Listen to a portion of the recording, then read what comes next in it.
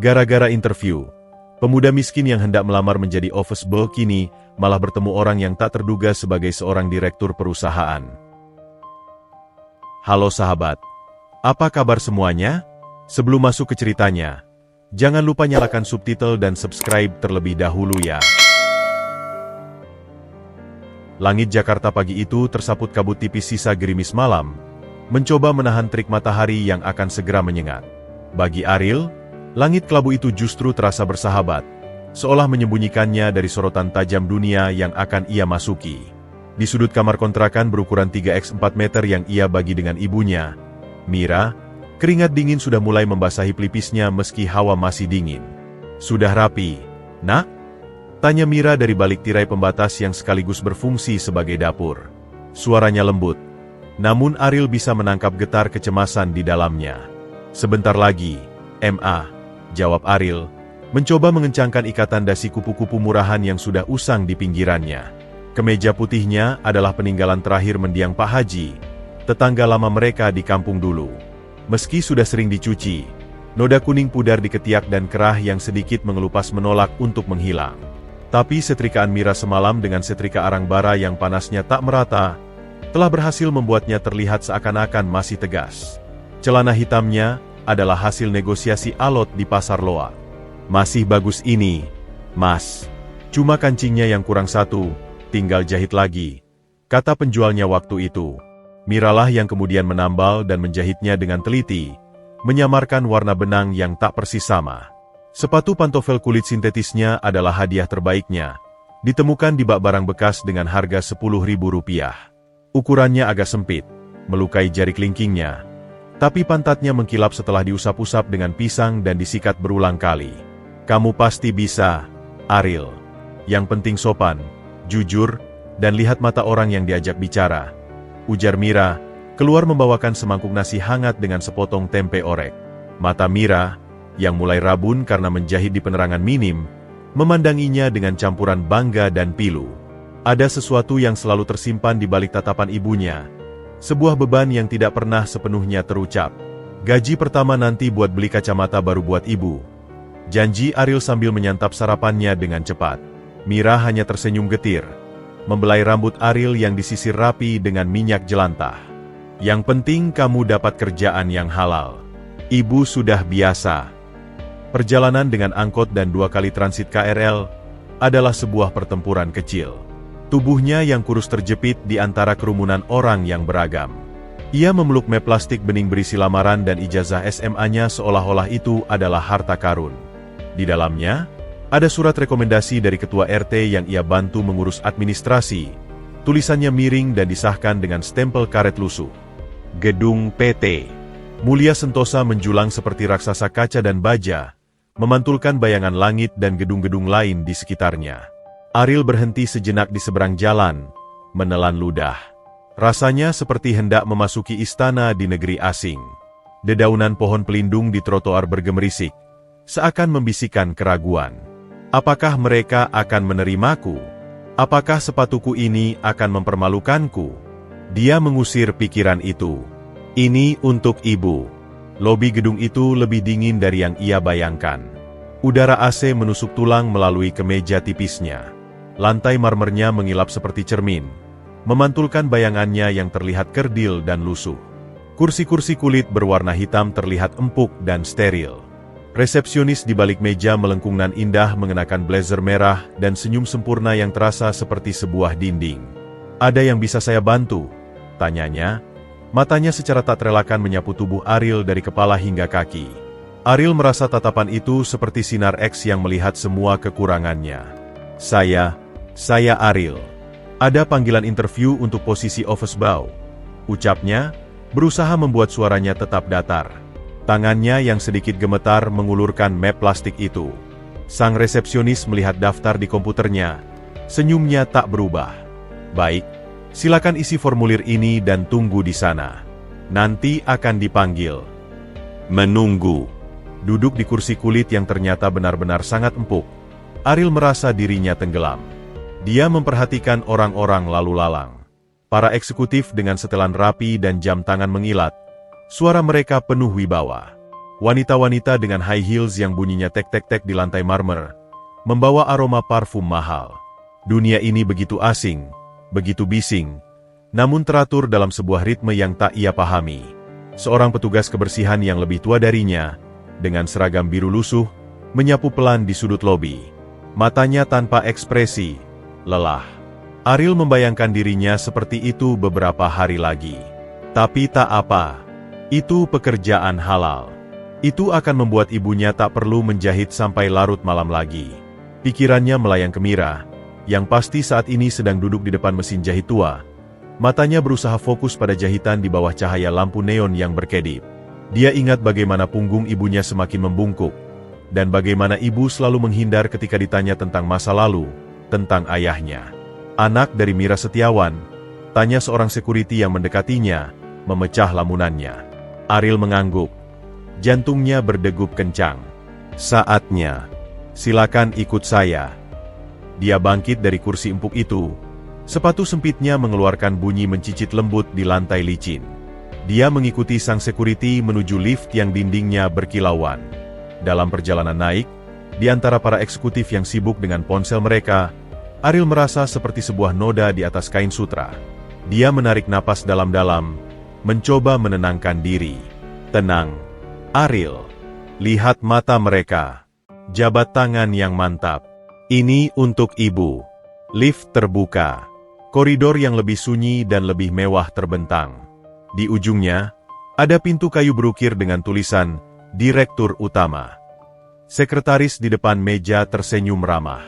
Mas Ariel, silakan masuk. Bapak Direktur sudah menunggu. Kalimat itu membuat bulu kuduknya berdiri. Direktur? Bukankah untuk posisi office boy, yang wawancara seharusnya kepala HRD atau supervisor? Keraguan dan firasat aneh menggelitik di benaknya. Tapi sudah tak ada jalan mundur. Dengan tangan yang kini basah oleh keringat dingin, Ariel mendorong pintu kayu berat itu, membawa serta semua harapan, keraguan, dan rahasia keluarganya yang tersembunyi, masuk ke dalam ruangan di mana takdirnya, dan takdir seorang direktur yang hatinya penuh penyesalan, akan bertabrakan dalam sebuah pengakuan yang akan mengubah segalanya. Waktu di lobi yang megah itu merayap dengan lambat, seperti tetesan air yang menetes dari keran bocor. Setiap detik terasa panjang bagi Ariel, yang duduk kaku di kursi kulit hitam yang terlalu empuk itu. Telapak tangannya yang berkeringat meninggalkan bekas lembab di map plastik berisi ijazah dan surat lamarannya, seolah-olah kertas-kertas itu pun ikut gugup bersamanya. Pikirannya berulang kali memutar skenario wawancara. Dia menghafal jawaban untuk pertanyaan yang mungkin diajukan. Kenapa ingin jadi office boy? Karena saya suka bekerja dengan tangan, ingin belajar disiplin, dan butuh membantu keluarga. Apa kekuatan Anda? Saya jujur, kuat, dan cepat belajar. Apa kelemahan Anda? Saya mungkin terlalu serius, Pak. Semua jawaban itu terasa kering dan klise di benaknya. Dia memperhatikan sekeliling. Seorang manajer dengan dasi bermotif mencolok berjalan cepat sambil berbicara keras di telepon.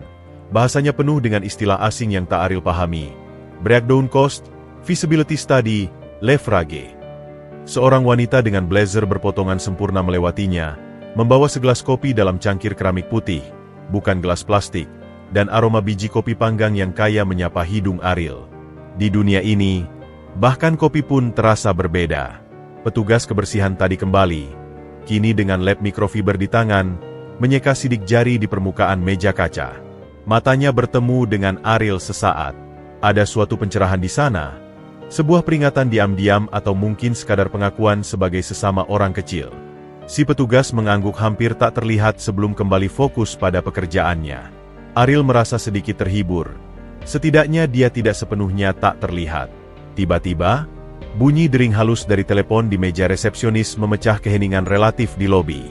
Sang resepsionis dengan blazer merah menjawab dengan suara melenting yang terlalu bersahabat untuk sebuah percakapan bisnis. Ya, Bu Yuni. Baik. Saya sampaikan. Resepsionis itu kemudian meletakkan gagang telepon dan memandang langsung ke arah Ariel. Senyum profesionalnya kembali terpasang. Ariel segera duduk lebih tegak. Jantung berdetak kencang di dalam rongga dadanya. Mas Ariel, panggilnya.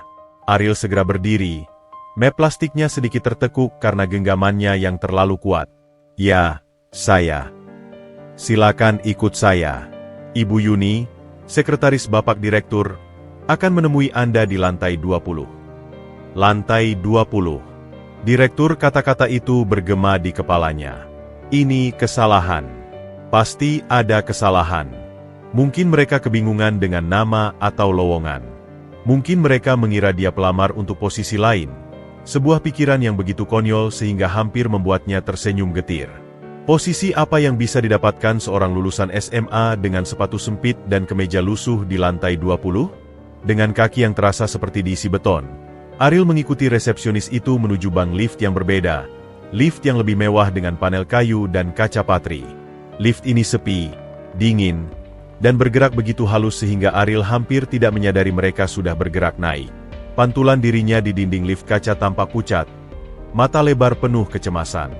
Untuk posisi office boy, biasanya wawancara dengan Pak Teguh, kepala operasional, di lantai 5. Ucap resepsionis tiba-tiba, seolah membaca pikirannya. Tapi dia tidak menatap Ariel. Matanya tertuju pada angka-angka yang berubah di panel lift. Tapi hari ini, Bapak Direktur secara khusus meminta untuk melihat semua calon untuk posisi staf entry level. Beliau punya kebijakan baru. Katanya ingin memastikan kualitas karakter dari sumber daya manusia paling dasar. Ucapannya terdengar seperti sebuah kalimat yang dihafal dari memo internal. Ariel hanya bisa mengangguk. Lidahnya terasa kaku. Kebijakan baru? Kualitas karakter? Itu terdengar seperti sesuatu yang dikatakan oleh orang yang sangat berkuasa, yang bisa mengambil keputusan aneh tanpa perlu penjelasan lebih lanjut. Apakah ini tes? Apakah sang direktur akan bersembunyi di balik cermin pantul? Mengamati cara dia duduk atau berjabat tangan? Lift berbunyi ding dan pintu terbuka ke sebuah koridor yang sunyi dan sangat berbeda. Lantainya berkarpet tebal abu-abu, menelan semua suara langkah. Dindingnya dihiasi lukisan-lukisan abstrak besar bingkai kayu gelap.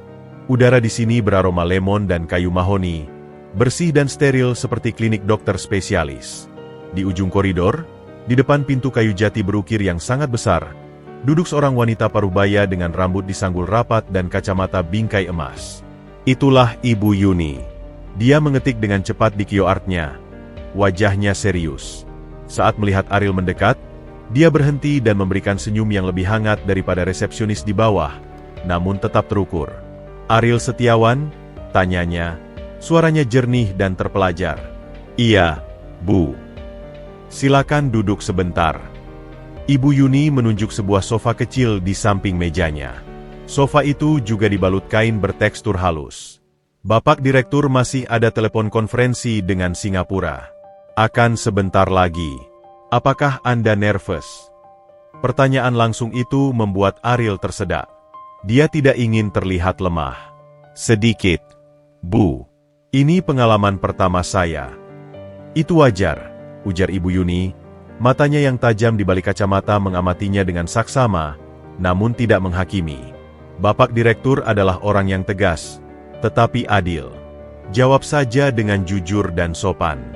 Dan, dia sedikit menurunkan suaranya. Jabat tangannya dengan kuat. Beliau tidak suka jabatan tangan yang lemas. Itu adalah petunjuk kecil. Sebuah kebaikan tak terduga di tengah lingkungan yang asing dan menakutkan. Ariel mengangguk, berusaha menghafal nasihat itu. Jabat tangan kuat, jujur, sopan. Tiba-tiba, lampu indikator di telepon Ibu Yuni berkedip hijau. Dia menjawab, mendengarkan sebentar, lalu mengangguk. Baik, Pak. Dia menutup telepon dan memandang Ariel.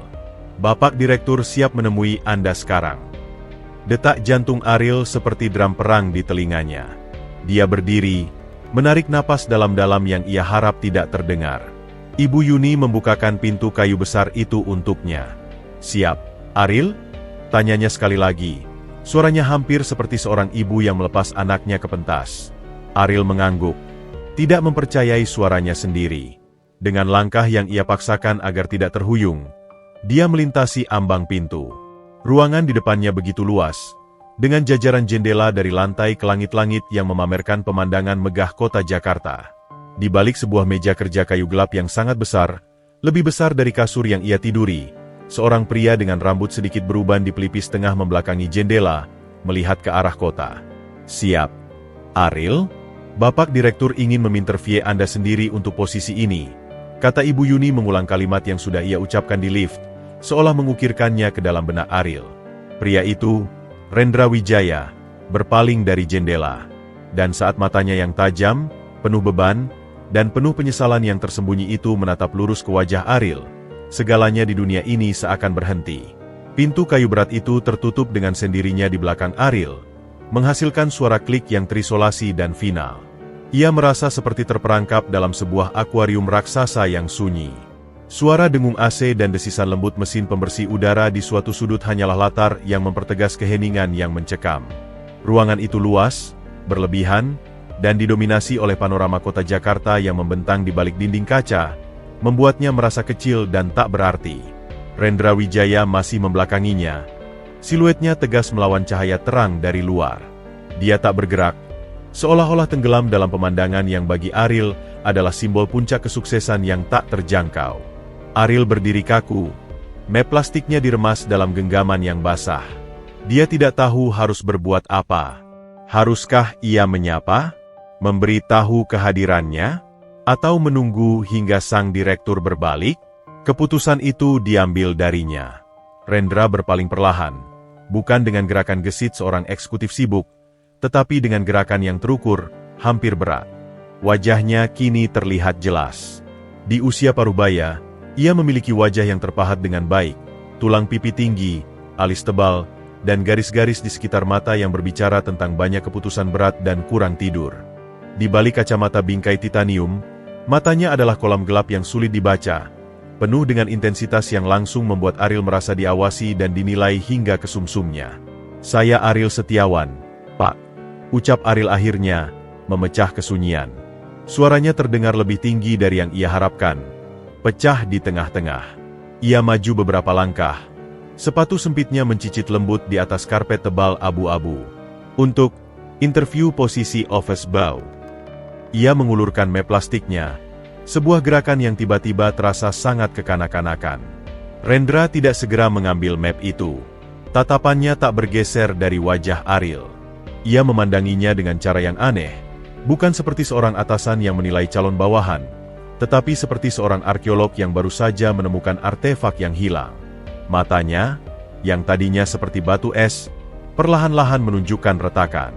Alisnya yang tebas sedikit berkerut, membentuk alur kebingungan yang dalam di antara keduanya. Bibirnya yang biasanya terkunci rapat, kini terbuka sedikit. Ariel merasa gelisah. Apakah ada sesuatu yang salah dengan penampilannya? Apakah dasinya miring? Apakah noda di kerah kemejanya begitu mencolok? Ia berusaha menahan keinginan untuk merapikan diri.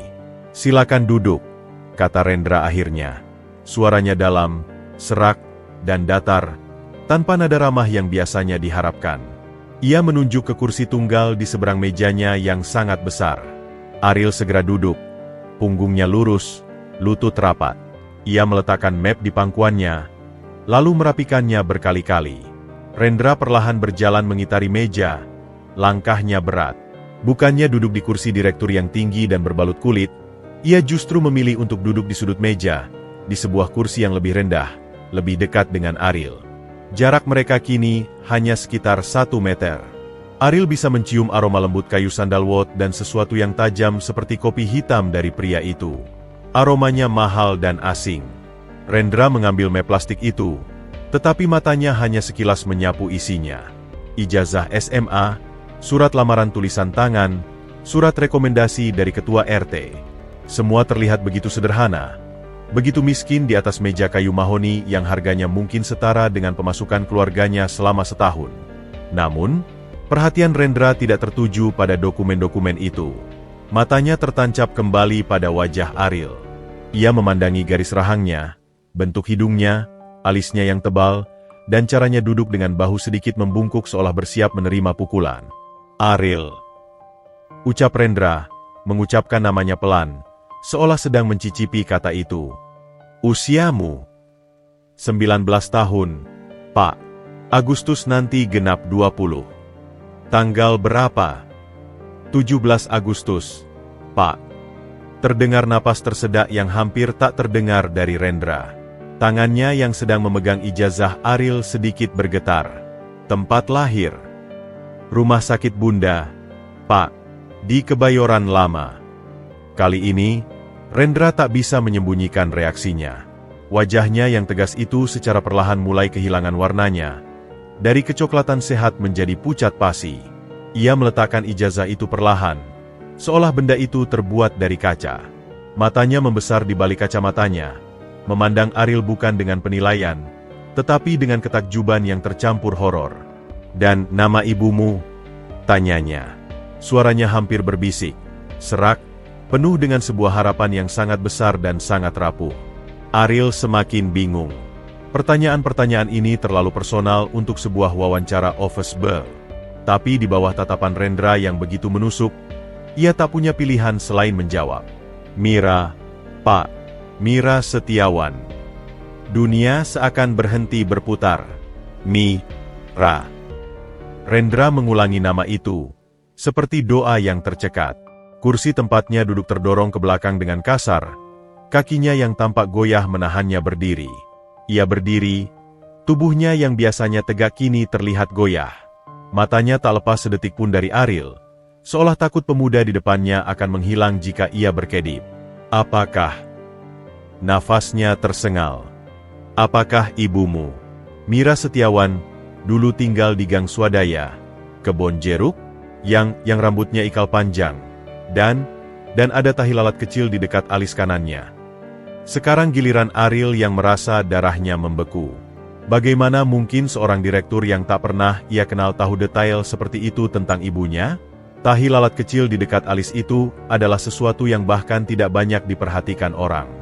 Ya, Pak. Itu ibu," jawab Ariel. Suaranya bergetar. "Tapi bagaimana Bapak bisa?" Ia tak sempat menyelesaikan kalimatnya.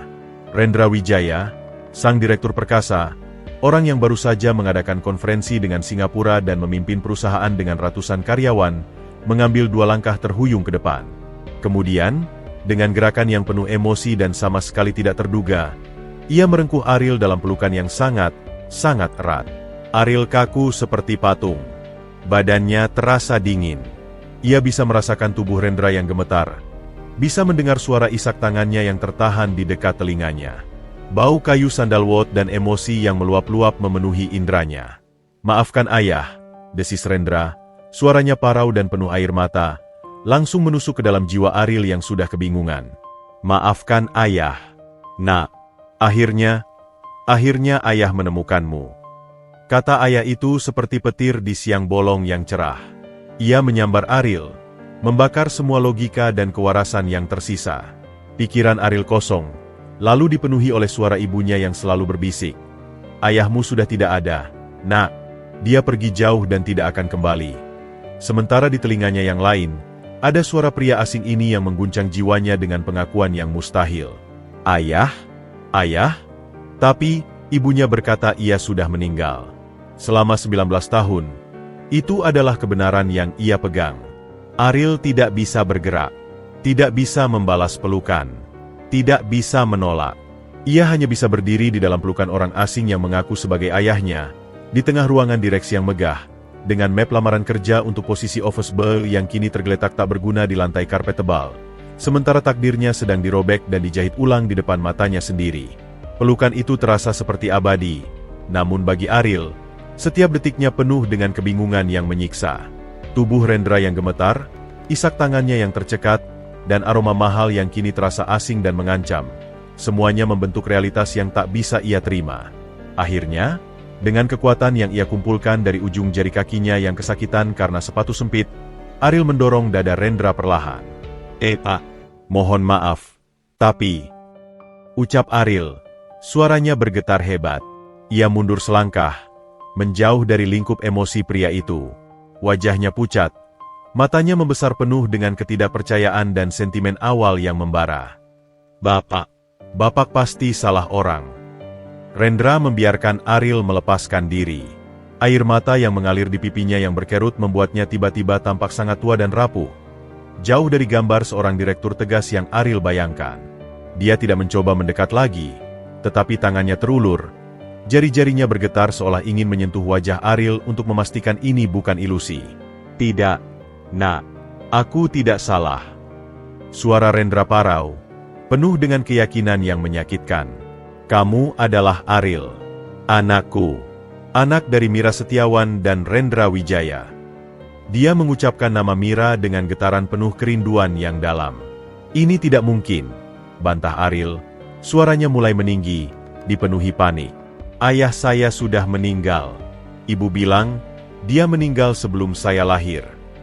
Ia mendengar dirinya sendiri berbicara, dan suaranya terdengar seperti anak kecil yang ketakutan. Rendra menggeleng perlahan. Rasa sakit yang mendalam terpancar dari setiap gerakannya. "Itu adalah kebohongan, Ariel. Bukan kebohongan ibumu, tapi kebohongan yang dipaksakan padanya, dan pada kita semua." Dia menunjuk ke kursi dengan tangan gemetar. "Tolong, duduk. Biarkan ayah, biarkan saya menjelaskan. Setelah itu, jika kamu masih ingin pergi, saya tidak akan menahanmu." Ariel tidak ingin duduk. Instingnya berteriak untuk lari, keluar dari ruangan gila ini, turun ke lantai dasar, dan kembali ke ibunya, ke realitas yang ia kenal. Tapi kakinya seperti tertanam di karpet tebal. Rasa ingin tahu yang mengerikan, ditambah dengan aura otoritas dan keputusasaan yang memancar dari Rendra, membuatnya terpaku.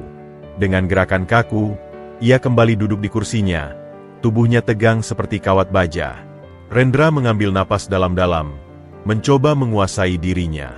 Dia mengambil foto kecil dari dompet kulitnya, sebuah foto lama yang sudah lusuh di tepiannya. Dengan tangan bergetar, dia menyerahkan foto itu kepada Ariel. "Lihatlah." Ariel mengambil foto itu. Di dalam bingkai plastik usang, terlihat sepasang kekasih muda.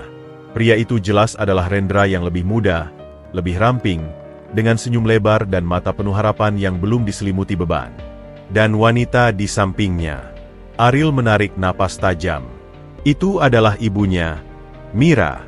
Usianya mungkin tak lebih dari 20 tahun. Rambut ikal panjangnya tergerai.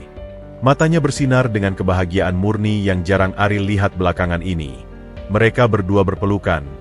Latar belakangnya adalah monumen nasional yang samar. "Bagaimana Bapak punya foto ini?" tanya Ariel. Suaranya berbisik. "Karena saya yang memotretnya, dengan bantuan orang lain." "Itu adalah hari ulang tahun Mira yang ke-20. Jawab Rendra, duduk di kursi di sebelah Ariel, terlalu dekat, namun Ariel terlalu syok untuk menjauh. "Kami berencana menikah. Saya dari keluarga yang dianggap mapan. Keluarga Wijaya. Sedangkan Mira, keluarganya sederhana. Orang tuaku sangat menentang. Mereka sudah menjodohkanku dengan anak seorang rekan bisnis." Cerita itu mulai mengalir keluar, seperti bendungan yang jebol setelah bertahun-tahun tertahan. Rendra bercerita tentang cinta rahasia mereka, tentang janji-janji yang diucapkan di bawah langit malam Jakarta, tentang kehamilan Mira yang seharusnya menjadi kabar bahagia, tetapi justru menjadi pemicu badai. "Ketika keluarga saya tahu Mira hamil, mereka marah besar," kenang Rendra, matanya kosong menatap masa lalu. "Ayah saya, almarhum, adalah orang yang sangat otoriter. Dia mengancam akan mengusir Mira dan keluarganya dari Jakarta, bahkan lebih buruk. Saya waktu itu masih sangat bergantung secara finansial. Masih kuliah S2 yang dibiayai orang tua. Saya tidak punya kekuatan. Lalu, datanglah rencana keji. Untuk memutuskan hubungan sampai ke akar, keluarga Rendra, dengan bantuan seorang paman yang licik, membuat skenario palsu. Mereka memaksa Rendra untuk pergi ke luar negeri untuk program percepatan. Selama setahun, memutus semua komunikasi. Kepada Mira, mereka menyampaikan kabar bahwa Rendra mengalami kecelakaan pesawat saat dalam perjalanan. Kecelakaan yang tidak meninggalkan jenazah. Mereka bahkan memalsukan kliping koran dan dokumen resmi yang tampak meyakinkan. "Saya tidak tahu. Saya bersumpah, Ariel, saya tidak tahu mereka melakukan itu." Rendra membenturkan kepalanya dengan tangannya, diliputi penyesalan yang mendalam. "Mereka menyita paspor saya, mengawasi saya di luar negeri. Setahun kemudian, ketika saya kembali, Mira sudah hilang. Keluarganya juga pindah tanpa alamat. Orang tua saya bilang Mira sudah menikah dengan orang lain dan pindah karena malu. Saya putus asa. Saya menuruti kemauan mereka, menikah dengan wanita pilihan mereka, tapi hati saya mati. Ariel mendengarkan, mulutnya terbuka. Setiap kata seperti pukulan palu ke kepalanya.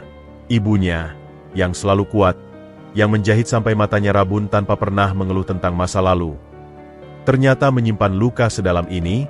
Kebohongan tentang kematian ayahnya, itu adalah tamparan yang lebih keras dari kemiskinan yang mereka alami. Lalu bagaimana Bapak, bagaimana ayah tahu saya ada? Tanya Ariel, dan kali ini, kata ayah, itu terucap tanpa sengaja, sebuah pengakuan bawah sadar yang membuat Rendra tersentak. Mata saya, bisik Rendra, menatap langsung ke mata Ariel. Setelah istri saya meninggal 3 tahun lalu karena sakit, pencarian saya dimulai lagi. Saya menyewa detektif swasta. Nama, Mira Setiawan, adalah petunjuk utama. Tapi Jakarta besar, dan nama itu tidak unik. Pencarian mentok. Sampai 2 minggu lalu. Dia berhenti, mengambil air mineral dari meja dan meminumnya dengan tangan gemetar. Kebetulan yang aneh. Seorang manajer HRD sedang menyortir lamaran untuk posisi entry level. Fotokopi KTP pelamar. Dan dia melihat nama Mira Setiawan sebagai nama ibu dari seorang pelamar office boy. Dia ingat pernah mendengar saya menyebut nama itu bertahun-tahun lalu dalam percakapan dengan detektif. Dia memberitahu saya. Rendra memandang Ariel dengan takjub. Saya memerintahkan agar semua lamaran untuk posisi itu dibawa ke saya. Dan saat saya melihat formulir lamaranmu, tanggal lahir, tempat lahir, dan fotomu, Ariel, kamu adalah cetakan wajah saya ketika muda. Hidung ibumu, tapi mata, rahang, dan caramu mengerutkan dahi itu persis saya. Ariel mengangkat tangannya, menyentuh wajahnya sendiri seolah-olah baru pertama kali merasakannya. Selama ini, ketika bercermin, ia hanya melihat dirinya sendiri. Ia tidak pernah membandingkan dengan wajah ayah yang ia kira sudah menjadi debu. Tapi sekarang, di hadapan pria ini, dalam kesamaan yang disebut-sebut itu, ia merasa identitasnya retak. Tapi ibu tidak pernah bilang apa-apa, gumam Ariel, lebih kepada dirinya sendiri. Dia hanya bilang ayah baik, dan dia pergi karena takdir. Mira mungkin ingin melindungimu dari kebenaran yang pahit. Atau mungkin dia sendiri terluka terlalu dalam sehingga lebih mudah percaya bahwa saya sudah mati, daripada berpikir saya dengan sengaja meninggalkannya. Rendra suaranya penuh rasa bersalah. Saya ingin menemuinya. Sekarang, saya ingin menjelaskan semuanya, meminta maaf padanya, dan padamu. Ariel berdiri lagi, kali ini dengan energi baru yang kacau. Dunianya yang sederhana, berjuang untuk menjadi office boy, membantu ibu, telah hancur berkeping-keping, digantikan oleh drama keluarga yang terasa seperti sinetron murahan. Tapi air mata tulus di wajah Rendra, foto lama itu, dan detail-detail spesifik yang tidak mungkin dikarang, semuanya terlalu nyata untuk diabaikan. Ini terlalu banyak, ucap Ariel, tangannya menekan pelipisnya. Saya harus pulang. Saya harus tanya ibu. Biarkan saya mengantarmu, desis Rendra, juga berdiri. Dengan mobil saya. Tolong, Ariel. Ini kesempatan saya untuk memperbaiki kesalahan selama 19 tahun. Ariel melihat ke arah map lamaran kerja yang masih tergeletak di lantai. Impian sederhananya untuk mendapatkan pekerjaan stabil telah berubah menjadi pertemuan yang mengubah hidup. Dengan perasaan campur aduk yang tak terlukiskan. Marah, bingung, sedih, dan secercah harapan bodoh yang tak diinginkan. Ia akhirnya mengangguk perlahan. Baik, katanya, suaranya lelah. Tapi, izinkan saya yang bicara dulu dengan ibu. Rendra mengangguk cepat. Matanya berbinar dengan harapan dan ketakutan. Apapun yang kamu mau, nak. Dan begitu, Ariel Setiawan, pemuda miskin yang pagi ini berangkat untuk melamar menjadi office boy, berjalan keluar dari ruang direksi, tidak dengan hasil wawancara, tetapi dengan seorang pria yang mengaku sebagai ayah kandungnya, seorang direktur yang hancur oleh penyesalan, menuju sebuah konfrontasi kebenaran yang akan mengguncang sisa-sisa fondasi keluarganya yang sederhana. Perjalanan pulang dengan mobil SUV hitam mewah Rendra terasa seperti berada dalam gelembung realitas yang terpisah. Keheningan di dalam kabin begitu pekat, hanya terisi oleh desis lembut AC dan suara mesin yang hampir tak terdengar. Ariel duduk di kursi penumpang. Tubuhnya masih kaku. Matanya menatap luar jendela tetapi tidak benar-benar melihat.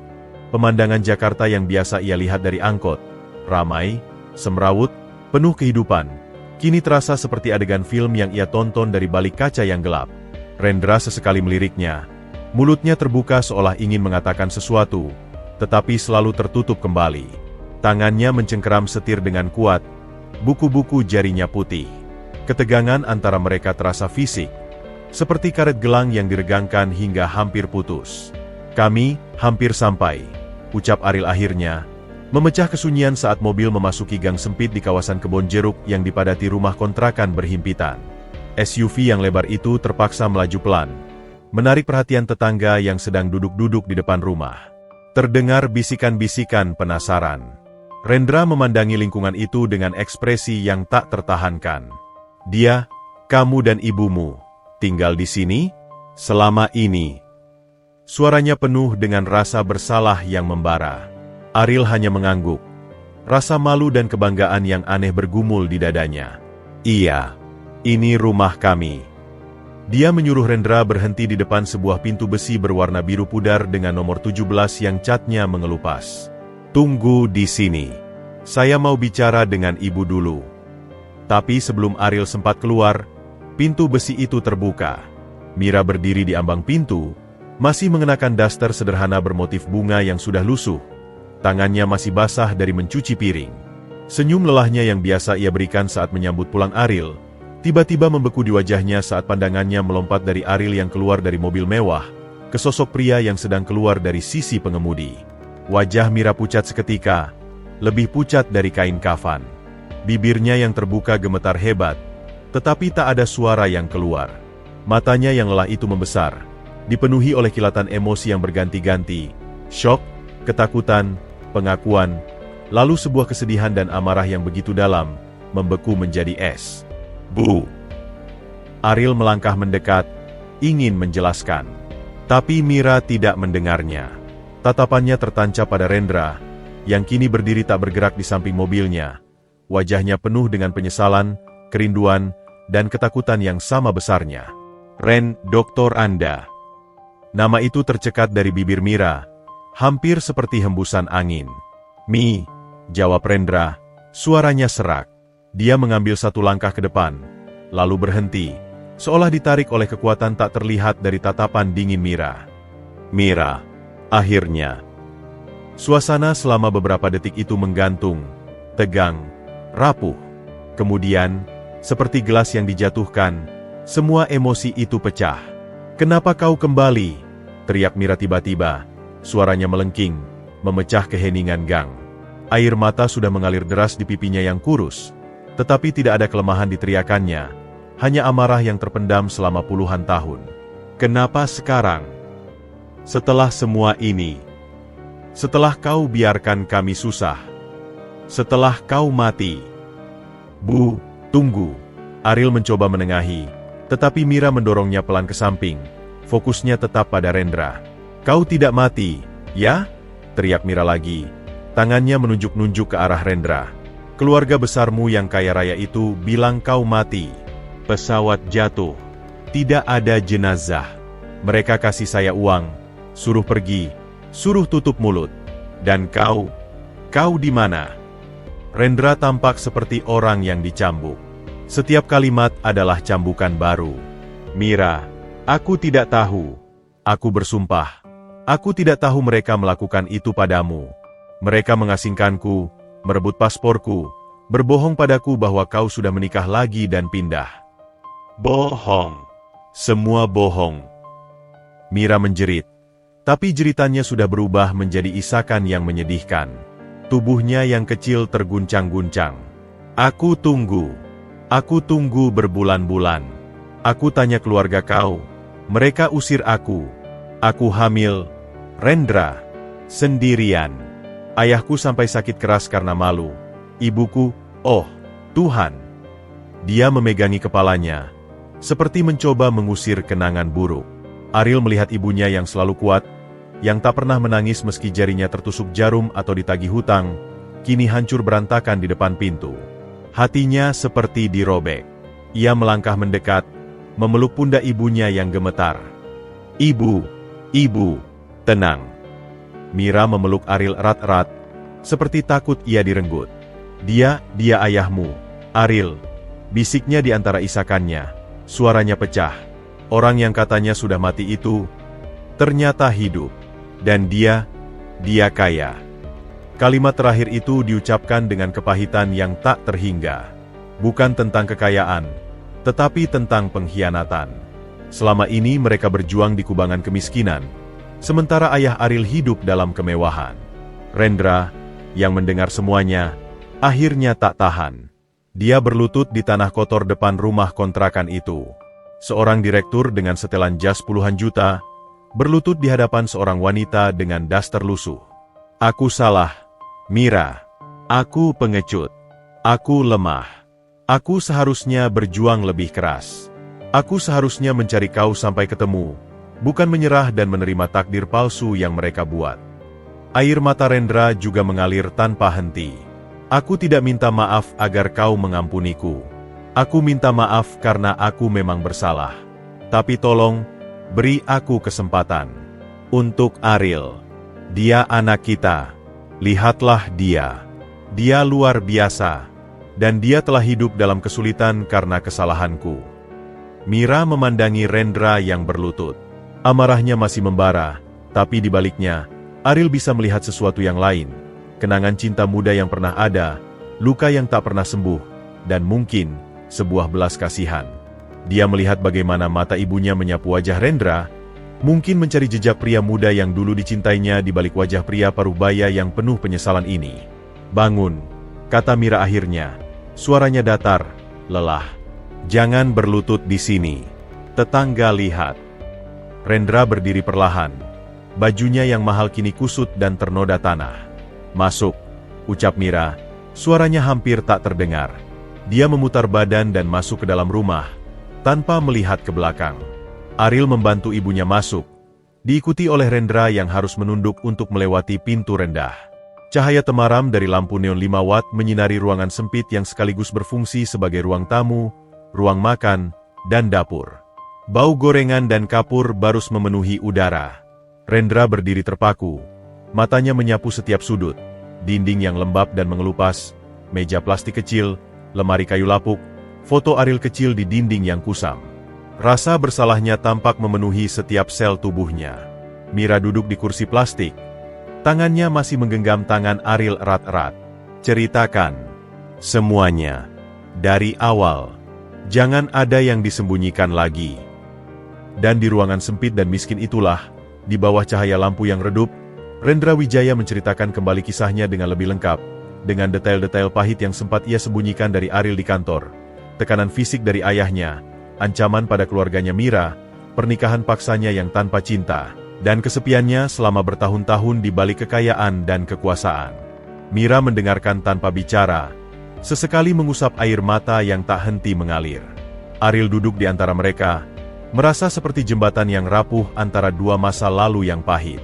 Ketika Rendra selesai, keheningan kembali menyergap, namun kini lebih berat, penuh dengan pengakuan yang tak terbantahkan. "Aku benci kau, Rendra," bisik Mira akhirnya, tapi nadanya sudah tidak meledak-ledak. Hanya lelah dan tulus. "Aku benci kau karena membuatku percaya cinta itu ada, lalu menghancurkannya. Aku benci kau karena Ariel tumbuh tanpa ayah. Tapi..."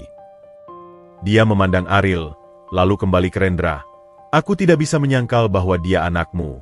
Dan dia butuh seorang ayah. Bukan untuk uangmu, tapi untuk melengkapi hidupnya." Kalimat itu adalah pengampunan tersirat, sebuah jalan keluar dari kebekuan. Rendra menarik napas dalam-dalam. Matanya penuh harapan yang hati-hati. "Mira, izinkan aku, izinkan kami." Dia menunjuk dirinya dan Ariel. "Untuk mulai lagi. Aku tidak minta kau menerimaku kembali sebagai suami, tapi sebagai ayah dari anak kita, dan sebagai teman yang ingin memperbaiki kesalahannya. Izinkan aku membantu, dengan cara apapun yang kau mau."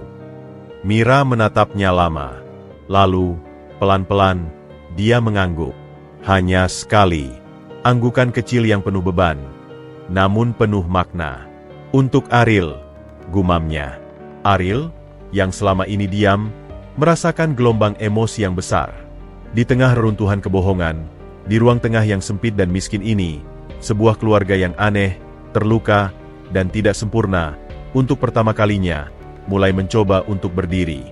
Dia memegangi tangan ibunya yang kasar, dan untuk pertama kalinya, dengan kesadaran penuh, memandang pria yang adalah ayah kandungnya. Perjalanannya sebagai office boy telah berakhir sebelum dimulai. Sebagai gantinya, perjalanan yang jauh lebih rumit, lebih emosional, dan lebih berbahaya, menjadi seorang anak, seorang putra, baru saja dimulai. 3 hari setelah pertemuan yang menguras emosi di rumah kontrakan itu, Ariel dan Mira pindah ke rumah Rendra. Bukan dengan proses yang lancar, namun dengan perasaan campur aduk yang mengambang di antara ketiga mereka seperti kabut tebal. Mira hampir menolak. "Kami bukan pengemis, Rendra. Kami tidak butuh belas kasihanmu dalam bentuk rumah mewah," katanya dengan sikap keras kepala yang hanya bisa dimiliki oleh seseorang yang telah bertahun-tahun menjaga harga dirinya di tengah kemiskinan. Tapi Rendra, yang telah belajar sedikit dari kesalahan masa lalunya, tidak memaksa dengan uang atau kemewahan. Dia menggunakan argumen yang satu-satunya tak bisa ditolak Mira. "Ini untuk Ariel, Mira. Dia butuh lingkungan yang lebih baik untuk belajar, untuk tumbuh, untuk mempersiapkan masa depannya. Dan ini juga untukmu. Setelah bertahun-tahun berjuang, kamu pantas untuk beristirahat, setidaknya tidur di kasur yang tidak membuat punggungmu sakit." Akhirnya, dengan enggan dan penuh prasangka, Mira setuju. "Sementara saja," gumamnya, saat menatap barang-barang mereka yang begitu sedikit. Hanya beberapa kardus berisi pakaian, peralatan dapur sederhana, foto-foto lama, dan mesin jahit tua kesayangannya, dimasukkan ke bagasi mobil Rendra. Rumah Rendra di kawasan Pondok Indah adalah sebuah bangunan modern minimalis 2 lantai dengan halaman tertata rapi. Bagi Ariel, rumah ini terlihat seperti set film yang terlalu bersih dan terlalu senyap. Setiap sudutnya berteriak, mahal. Lantai marmer dingin, furnitur desainer dengan garis-garis tajam, karya seni abstrak di dinding, dan pencahayaan tersembunyi yang menciptakan suasana teatrikal. Kamar yang disiapkan untuk Ariel lebih besar dari seluruh rumah kontrakannya yang lama. Ada ranjang king size dengan spray berjenis satin, meja belajar kayu oak, lemari pakaian walk-in, dan komputer all-in-one terbaru yang masih tersegel. Di kamar mandi dalamnya, ada shower dengan beberapa pancuran dan bak mandi Whirlpool. Ariel hanya bisa berdiri di ambang pintu, merasa seperti penyusup. "Semuanya untuk saya?" tanyanya pada Rendra, yang dengan cemas mengamati reaksinya. "Tentu, nak. Semua yang ada di sini adalah milikmu," jawab Rendra dengan senyum lebar. Tapi senyum itu sedikit memudar ketika melihat ekspresi overwhelmed di wajah Ariel. Bukan kegembiraan yang ia harapkan. Adaptasi Mira bahkan lebih sulit. Dia menolak kamar utama yang ditawarkan Rendra, memilih kamar tamu yang lebih kecil. Dia bersikeras untuk membawa serta mesin jahitnya dan memasangnya di sudut kamar, seolah-olah benda itu adalah jangkar terakhirnya pada realitas lamanya. Dia gelisah dengan kehadiran Art, asisten rumah tangga, yang selalu menawarkan bantuan. "Saya masih bisa masak sendiri, bersih-bersih sendiri," protesnya, merasa tidak berguna di tengah kemudahan yang tiba-tiba. Hari pertama diwarnai keheningan yang canggung di meja makan mewah yang bisa menampung 10 orang. Mereka bertiga duduk terpisah jauh, disajikan makanan lengkap oleh koki pribadi. Mira hanya memindahkan makanannya di porselen halus, seleranya hilang. Ariel merasa setiap suara sendok yang menyentuh piring menggema terlalu keras. "Besok," ucap Rendra, mencoba memecah kebekuan, "aku akan mengadakan makan malam kecil di sini. Hanya keluarga dekat, adikku Tono dan keluarganya. Supaya mereka bisa berkenalan dengan Ariel dan denganmu, Mira." Mira mengangkat kepala, matanya waspada. "Kenalkan sebagai apa?" Rendra menarik napas. "Sebagai keluarga. Ariel adalah putra kandungku. Dan kamu adalah ibunya. Itu fakta yang tidak bisa disembunyikan lagi." Ariel merasakan ikat pinggang di perutnya mengencang. Pertemuan dengan keluarga? Ia belum siap. Keesokan harinya, rumah yang biasanya sunyi tiba-tiba dipenuhi energi tegang. Tono Wijaya, adik Rendra, datang bersama istrinya, Lisa, dan putra mereka, Bima, yang berusia 25 tahun. Tono adalah versi Rendra yang lebih gemuk dan kurang tajam, dengan senyum profesional yang terpampang permanen di wajahnya. Lisa, seorang wanita dengan penampilan sangat perfeksionis, langsung matanya menyapu setiap detail dekorasi, dan terutama, menyapu tubuh Mira dan Ariel dengan pandangan yang cepat, dingin, dan menghakimi. Tapi pusat perhatian, dan sumber konflik terselubung, adalah Bima. Tampan, berpenampilan necis dengan kemeja polo bermerek dan jam tangan Rolex di pergelangan tangannya. Dia adalah tipe pria yang percaya dunia berutang padanya. Sejak masuk, senyumnya tidak pernah sampai ke mata. Matanya yang tajam menatap Ariel seperti ahli biologi mengamati spesimen aneh. "Jadi, ini keponakan kita yang hilang itu," ucap Tono setelah salam-salam canggung, mencoba terdengar riang. "Selamat ya, Bang. Akhirnya ketemu juga." "Ya, rezeki yang tak terduga," jawab Rendra, tangannya dengan posesif menepuk pundak Ariel yang kaku. Selama makan malam, interogasi halus pun dimulai. "Jadi, Ariel, sekolahnya di mana?" tanya Lisa dengan nada manis palsu. "SMA Negeri 75, Bu." "Oh, negeri. Bagus, hemat." Kalimatnya terdengar seperti penghinaan. "Dan sekarang mau melanjutkan kemana? Oxford? Harvard?" Sela Bima dengan senyum tipis. "Pasti Uncler Rendra sudah siapkan beasiswa." "Ya." Ariel merasa pipinya memanas. "Saya kemarin sedang melamar kerja, Mas." "Kerja? Apa?" tanya Bima, pura-pura tertarik. "Office B." Keheningan sejenak. Lisa batuk kecil. Tono meminum anggurnya. "Office bow?" ulang Bima, seolah tak percaya. "Wah, mulia sekali. Tapi untung ketemu Uncler Rendra ya. Sekarang enak. Nggak perlu lagi jadi office boy. Langsung jadi calon direktur." Tatapannya pada Ariel penuh dengan sindiran dan cemoohan yang nyaris tak terselubung. Mira, yang duduk di seberang, menggenggam napkin linennya erat-erat. Ariel itu anak pekerja keras, Bima. Dia tidak mengharapkan apa-apa yang bukan haknya. "Tentu, Bu. Pasti," jawab Bima cepat, dengan nada merendahkan yang membuat darah Ariel mendidih. Rendra, yang melihat ketegangan itu, mencoba mengalihkan. "Ariel memang punya semangat yang luar biasa. Dia akan saya arahkan, beri pendidikan yang tepat. Perlahan-lahan, dia akan belajar bisnis dari dasar." "Pasti, Bang. Perlahan-lahan saja. Jangan dibebani. Namanya juga baru dapat papa," ujar Tono, tapi kalimatnya justru terdengar seperti melecehkan. Setelah tamu pergi, suasana rumah kembali sunyi, namun kini dipenuhi residu permusuhan yang baru saja diperkenalkan. "Kau lihat cara mereka memandangi kita?" bisik Mira pada Ariel di kamarnya, suaranya bergetar marah. "Seperti kita sampah yang naik kelas. Seperti kita penipu yang datang merampas hak mereka." "Bima, dia benci saya," gumam Ariel, masih terpana oleh kebencian yang begitu tulus dari seorang yang baru ia temui. "Bukan cuma benci, Nak. Dia takut. Takut warisannya terancam," tambah Rendra yang muncul di pintu, wajahnya muram. "Aku minta maaf atas sikap mereka. Tono dan keluarganya, mereka punya ekspektasi tertentu tentang masa depan perusahaan. Kehadiranmu mengacaukan itu." Malam itu, Ariel berbaring di kasur mewahnya yang empuk, tetapi tidak bisa tidur. Dia merindukan kasur kapuknya yang keras di kamar kontrakan. Dia merindukan kesederhanaan masalahnya. Lulus wawancara, dapat kerja, bantu ibu. Sekarang, masalahnya menjadi jauh lebih rumit. Seorang ayah baru yang ingin mencintainya tetapi tidak tahu caranya, sebuah rumah yang terasa seperti museum, dan sebuah keluarga besar yang melihatnya sebagai musuh, seorang penyusup yang datang untuk merampas tahta. Dia memandang langit-langit kamar yang tinggi. Dunia barunya ini asing, dingin, dan penuh dengan bahaya yang tersembunyi di balik senyuman dan kata-kata manis. Dia telah meninggalkan kemiskinan materi, tetapi kini ia masuk ke dalam kemiskinan yang lain, kemiskinan kepercayaan, kemiskinan penerimaan, dan sebuah pertarungan yang bahkan belum benar-benar dimulai. Pintu rumah mewah itu terbuka untuknya, tetapi di baliknya, Labirin politik keluarga dan kecemburuan yang beracun sudah menunggu. Dan Ariel sadar, perjuangannya untuk bertahan di dunia baru ini akan jauh lebih sulit daripada perjuangannya mendapatkan pekerjaan sebagai office boy. Keesokan hari setelah makan malam yang penuh racun itu, Rendra mengumumkan keputusannya di meja sarapan. Ariel akan mulai magang di PT Mulia Sentosa. Bukan sebagai office boy, tetapi sebagai manajemen trainee di bagian operasional.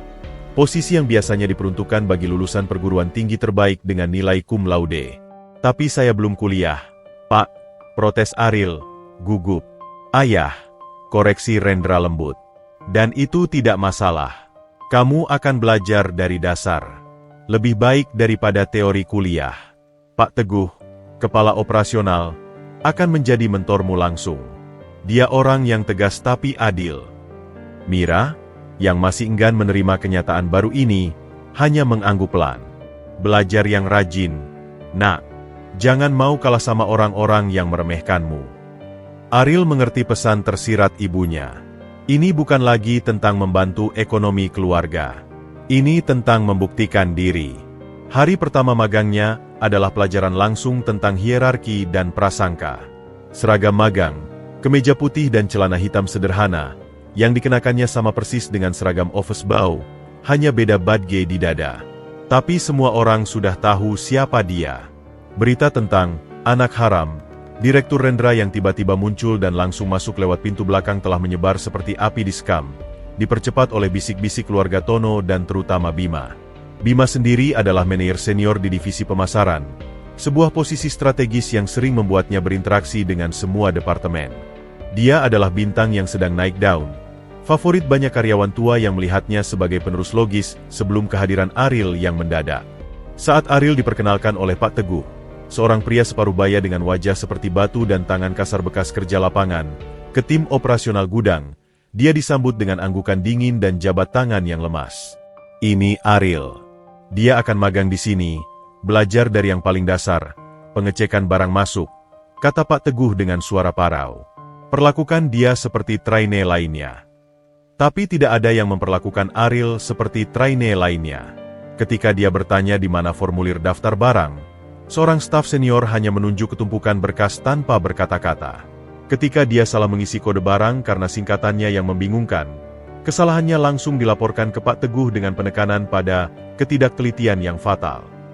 Saat jam istirahat, dia duduk sendirian di kantin. Meja yang ramai tiba-tiba menjadi sunyi jika dia mendekat. Gosip yang disebarkan Bima sangat efektif. Dia cuma anak kampung yang beruntung. Nggak punya skill, nggak punya pendidikan. Cuma modal wajah mirip sama si direktur. Tunggu aja, nggak akan bertahan sebulan. Yang paling menyakitkan bagi Ariel adalah ketika dia secara tak sengaja mendengar percakapan dua karyawan di belakang rak gudang. Jadi ya, kita harus hati-hati. Jangan dekat-dekat, kata Mas Bima. Nanti kalau dekat sama dia, dianggap mau menjilat, malah bisa kena semprot sama keluarga besar. Tapi kasihan juga, sih. Kelihatannya baik. Baik? Masa depan perusahaan kita taruhannya. Mau dipimpin sama anak yang kemarin masih mau jadi OB? Lebih baik Mas Bima, meski sombong, tapi kan kompeten. Ariel mundur diam-diam, hancur. Dia datang ke sini dengan niat tulus belajar, tetapi sudah dicap sebagai ancaman dan pengacau sebelum sempat membuktikan apapun. Namun, di tengah lingkungan yang bermusuhan itu, muncul secercah kebaikan. Namanya Sari, staf administrasi gudang yang berusia pertengahan 20-an. Tidak seperti yang lain, Sari menyapanya dengan ramah setiap pagi. Suatu siang, saat Ariel kebingungan dengan sistem inventory digital yang kompleks, dialah yang dengan sabar menjelaskan, tanpa nada merendahkan. Jangan dengarin mereka, Mas Ariel, bisik Sari suatu hari saat mereka berdua saja di ruang arsip. Banyak yang cuma ikut-ikutan. Bapak Rendra itu pemimpin yang baik. Kalau beliau percaya sama kamu, ya pasti ada alasannya. Kenapa kamu baik ke saya? Tidak takut dianggap menjilat? Tanya Ariel penasaran. Sari tersenyum kecil. Saya juga dulu magang sini. Dikucilkan karena lulusan kampung. Yang nolongin saya justru Bapak Direktur Rendra. Beliau lihat kerja keras saya, bukan sekolah saya. Matanya berkaca-kaca. Jadi saya tahu persis gimana perasaan kamu. Persahabatan kecil dengan Sari menjadi penopang moral Ariel. Melihat kerja keras dan ketekunan Sari, Ariel pun makin bersemangat. Dia datang paling pagi, pulang paling sore. Tangannya yang tidak terbiasa kini penuh dengan lecet karena mengangkat kardus dan memeriksa barang. Dia pelajari manual prosedur operasional sampai larut malam di kamarnya yang mewah. Dia catat setiap istilah, setiap kode, setiap alur kerja. Rendra, yang mendapat laporan rutin dari Pak Teguh, awalnya khawatir. Teguh melaporkan bahwa Ariel rajin tapi lamban, sering membuat kesalahan kecil karena kurang dasar. Tapi suatu sore, Rendra memutuskan untuk melihat sendiri. Diam-diam, ia turun ke gudang. Yang ia saksikan bukanlah seorang pemuda yang canggung. Ia melihat Ariel, dengan konsentrasi penuh, memeriksa daftar pengiriman. Ketika seorang kurir dari perusahaan ekspedisi terlihat gegabah akan meletakkan kardus berlabel Fragile, dengan kasar, Ariel, bukan supervisor yang sedang asyik main ponsel, yang dengan tegas menegur. "Maaf, Mas, ini barang mudah pecah." Taruhnya pelan-pelan, "Ya." Suaranya tidak tinggi, tapi tegas dan berwibawa. Lalu ia membantu mengangkatnya dengan benar. Rendra tersenyum untuk pertama kalinya sejak pertemuan makan malam dengan keluarganya. Darahnya benar-benar mengalir di tubuh Ariel, bukan hanya di wajahnya, tetapi juga dalam ketegasan dan rasa tanggung jawabnya. Namun, Bima juga punya mata dan telinga di mana-mana. Ketika tahu Ariel mulai mendapat pujian diam-diam dari Pak Teguh, karena ketelitiannya dalam menemukan selisih stok kecil, bara kebencian di hatinya membara. Dia tidak bisa membiarkan anak kampung ini mendapatkan pijakan. Suatu pagi, Bima, kebetulan, mampir ke gudang. Dengan senyum manis yang membuat Ariel waspada, dia mendekati Ariel yang sedang menyortir dokumen pengiriman. "Wah, rajin sekali, Dik. Uncle pasti bangga," kata Bima sambil mengagetkan bahu Ariel. "Oh ya, ada proyek kecil nih yang bagus buat pembelajaran. Besok ada pengiriman barang khusus untuk klien utama kita, PT Surya Kencana. Ini dokumennya." Dia menyerahkan sebuah folder. "Uncle Rendra secara khusus minta kamu yang urus pengawasannya. Simpel kok. Cuma pastikan barangnya sesuai spesifikasi dan sampai tepat waktu ke alamat yang tertera. Buktinya bagus buat performance MU." Ariel menerima folder itu dengan perasaan campur aduk. Ini kesempatan, tapi datang dari Bima. Apakah ini jebakan? Tapi dia tidak punya alasan untuk menolak. "Dan jika ini permintaan Rendra, saya akan kerjakan sebaik mungkin, Mas Bima," kata Ariel, mencoba terdengar percaya diri. Bima tersenyum lebar, tapi matanya tetap dingin. "Pasti bisa. Saya percaya kamu." Sebelum pergi, dia menambahkan, "Oh iya, ini proyek penting ya. Kalau sampai gagal, Uncle bisa kecewa berat. Dan PT Surya Kencana ini klien yang sangat tidak toleran pada kesalahan." Setelah Bima pergi, Ariel segera membuka folder itu. Spesifikasinya detail. 10 unit mesin printer industri khusus, model XJ900, dengan konfigurasi tertentu. Dokumennya tampak lengkap. Surat jalan, invoice, daftar pengecekan, dan alamat pengiriman di kawasan industri MM2100, Cibitung. Dia memeriksa dokumen itu berulang kali, mengingat ajaran Sari untuk teliti 3 kali. Semua tampak beres. Tapi sebuah firasat kecil menggelitiknya. Kenapa Bima, yang biasanya menghinanya, tiba-tiba memberinya proyek yang penting ini? Kenapa tidak melalui saluran resmi atau melalui Pak Teguh? Dia mencari Sari, menunjukkan dokumen itu. "Apa menurutmu ini aneh?" Sari memeriksa, mengernyit. "Secara dokumen sih biasa saja. Tapi, PT Surya Kencana itu biasanya dikelola langsung sama divisi pemasaran level atas. Mas Bima sendiri yang biasanya handle. Kok tiba-tiba turun ke gudang? Ke kamu?" Dia mengangkat bahu. "Mungkin beneran mau kasih kamu kesempatan. Atau..." Dia tidak melanjutkan. "Atau apa?" desak Ariel. "Atau... dia mau jebak kamu. Tapi kita belum punya bukti. Hati-hati aja, Mas Ariel." Periksa semuanya 2 kali, bahkan 3 kali. Malam itu, Ariel tidak bisa tidur. Daripada diteror kegelisahan, dia turun ke ruang kerja di rumah dan membuka dokumen digital yang diberikan perusahaan kepada semua karyawan, direktori klien dan daftar spesifikasi produk. Dengan teliti, dia mencocokkan setiap detail. Dan disitulah dia menemukan keanehan pertama. Di direktori klien, alamat PT Surya Kencana terdaftar di kawasan industri Egypt, Cikarang, bukan MM2100, Cibitung, seperti yang tertulis di surat jalan fisik yang diberikan Bima. Perbedaan alamat ini mungkin kesalahan ketik kecil, tapi untuk klien utama, kesalahan seperti itu fatal. Kedua, spesifikasi model mesin. Di folder Bima tertulis XJ900. Tapi di database internal perusahaan, kontrak dengan PT Surya Kencana untuk kuartal ini adalah untuk model XJ950, yang memiliki kapasitas lebih besar dan beberapa fitur upgrade. Jantung Ariel berdebar kencang. Ini bukan kesalahan kecil. Ini kesalahan besar yang disengaja. Jika dia mengirimkan barang salah ke alamat salah, konsekuensinya akan menghancurkan. Klien marah, kontrak batal, perusahaan rugi miliaran, dan reputasi Rendra, serta reputasinya sendiri, akan hancur. Bima tidak sekadar meremehkannya. Bima sedang mencoba untuk menghancurkannya dengan satu gebrakan. Dingin menyergap tubuh Ariel, tapi diikuti oleh tekad membara yang baru. Dia tidak lagi pemuda miskin yang hanya bisa menerima. Dia sekarang punya sesuatu untuk diperjuangkan. Kepercayaan ayahnya, harga dirinya, dan masa depannya. Dia menyimpan folder itu dengan hati-hati. Besok, dia akan menghadapi Bima. Tapi tidak dengan konfrontasi bodoh. Dia akan mengumpulkan bukti lebih banyak. Dia akan berperang dengan cerdik. Musuh dalam selimut itu telah menunjukkan taringnya.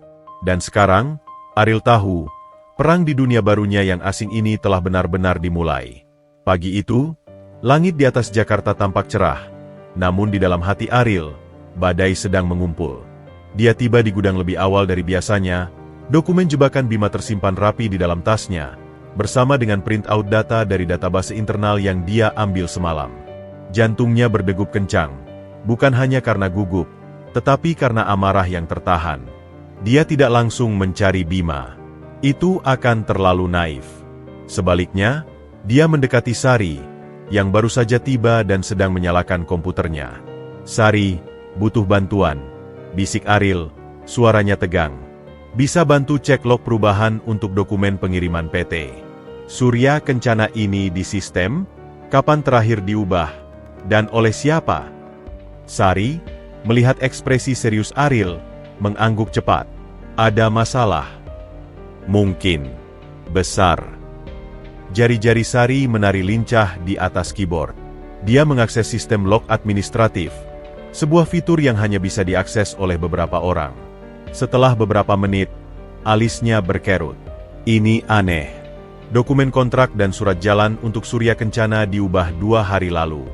Waktunya, jam 8 malam, di luar jam kerja. "User ID-nya siapa?" tanya Ariel, menahan napas. Sari memandangnya. Raut wajahnya berubah. "B. Wijaya." "Itu Bima." Pelan-pelan, Ariel mengeluarkan print-out dari tasnya. "Sekarang cocokkan alamat di kontrak asli dengan alamat di surat jalan yang dia berikan ke saya. Dan spesifikasi modelnya. Perbedaannya begitu jelas, begitu sengaja." Sari menghela napas panjang. Dia mengubahnya. Dengan sengaja. "Ariel, ini jebakan yang diseting rapi. Kalau kamu ikuti dokumen ini, barang akan sampai di tempat yang salah, dengan spesifikasi yang salah, dan saya yang akan jadi kambing hitam," sambung Ariel, menyelesaikan kalimatnya. Rasanya seperti ditampar. Betapa licik dan kejinya rencana itu. "Kamu harus lapor ke Pak Teguh, atau langsung ke Bapak Direktur," desak Sari. Ariel berpikir sejenak. Melapor ke Rendra mungkin akan menyelesaikan masalah sekarang, tetapi akan terlihat seperti dia lari pada ayahnya untuk meminta perlindungan. Itu akan menguatkan citranya sebagai anak manja yang tidak bisa berjuang sendiri. Dan Bima pasti akan menyangkal, Mengatakan itu hanya kesalahan teknis atau bahkan menyalahkan Ariel yang tidak konfirmasi ulang. Tidak, jawab Ariel akhirnya. Suaranya rendah tapi penuh tekad. Saya akan jalani saja. Apa? Terkejut Sari. Itu bunuh diri. Tidak sepenuhnya.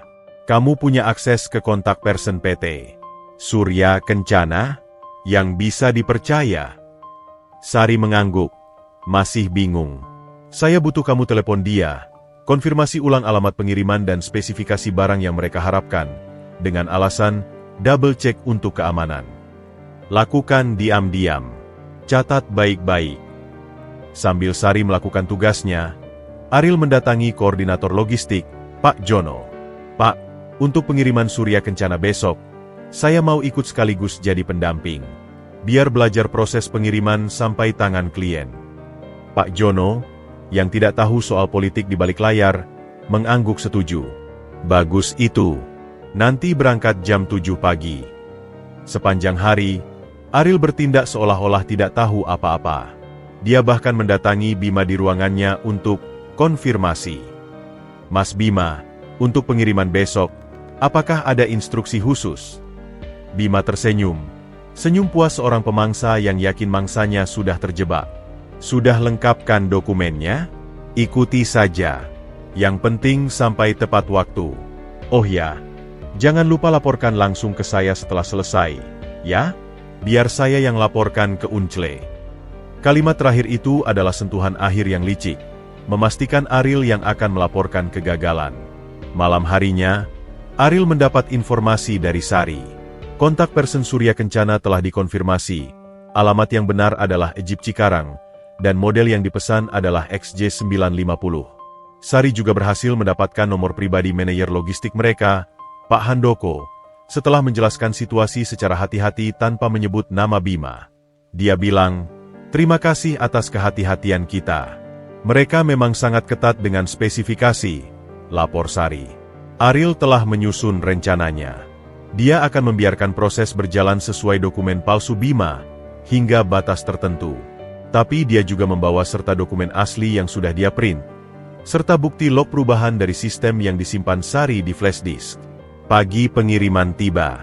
Truk dari perusahaan ekspedisi mitra sudah parkir di gudang. Petugas gudang mulai memuat 10 unit mesin printer, masih dalam kardus, yang sesuai dengan spesifikasi salah di surat jalan, X900. Ariel mengawasi dengan cermat, sambil di dalam jaketnya, ponselnya merekam proses loading. Sebelum truk berangkat, Ariel mendekati supir. "Bang, kita ambil rute lewat tol Jor dulu ya, keluar di Cibitung. Tapi nanti saya kasih tahu ada kemungkinan perubahan alamat sedikit. Jadi siap-siap." Perjalanan berlangsung lancar. Sesampainya di gerbang kawasan industri MM2100, Ariel meminta supir berhenti sebentar. Dia berpura-pura menelepon. "Halo, dengan PT Surya Kencana, ini dari Mulia Sentosa. Maaf, kami sudah di gerbang MM2100. Bisa diarahkan ke gudang yang mana?" Dia diam sejenak, lalu pura-pura terkejut. "Apa? Di Egypt Cikarang? Tapi surat jalan kami tertulis di sini." "Oh, ada kesalahan? Baik, kami segera ke sana." Dia menutup telepon, yang sebenarnya tidak tersambung ke siapa-siapa, dan berpaling ke supir dengan ekspresi kaget. "Salah alamat, Bang. Harusnya ke Cikarang. Kita putar balik." Proses memindahkan 10 unit mesin besar ke truk lain di gudang penyangga, dan mengantarnya ke alamat yang benar di Egypt memakan waktu hampir sepanjang hari. Sepanjang perjalanan, Ariel sudah menghubungi Pak Handoko dari Surya Kencana, menjelaskan bahwa mungkin ada sedikit kesalahan dokumen dari pihak kami, tetapi barang yang tepat sedang dalam perjalanan. Pak Handoko, yang sudah dihubungi Sari sebelumnya, justru apresiatif. Sesampainya di gudang PT Surya Kencana yang sebenarnya, proses pengecekan berlangsung.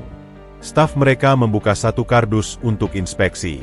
Dan disinilah masalah kedua muncul. "Ini model XJ900, ujar inspektur klien, cemberut. "Kami pesan XJ950. Ini tidak sesuai kontrak."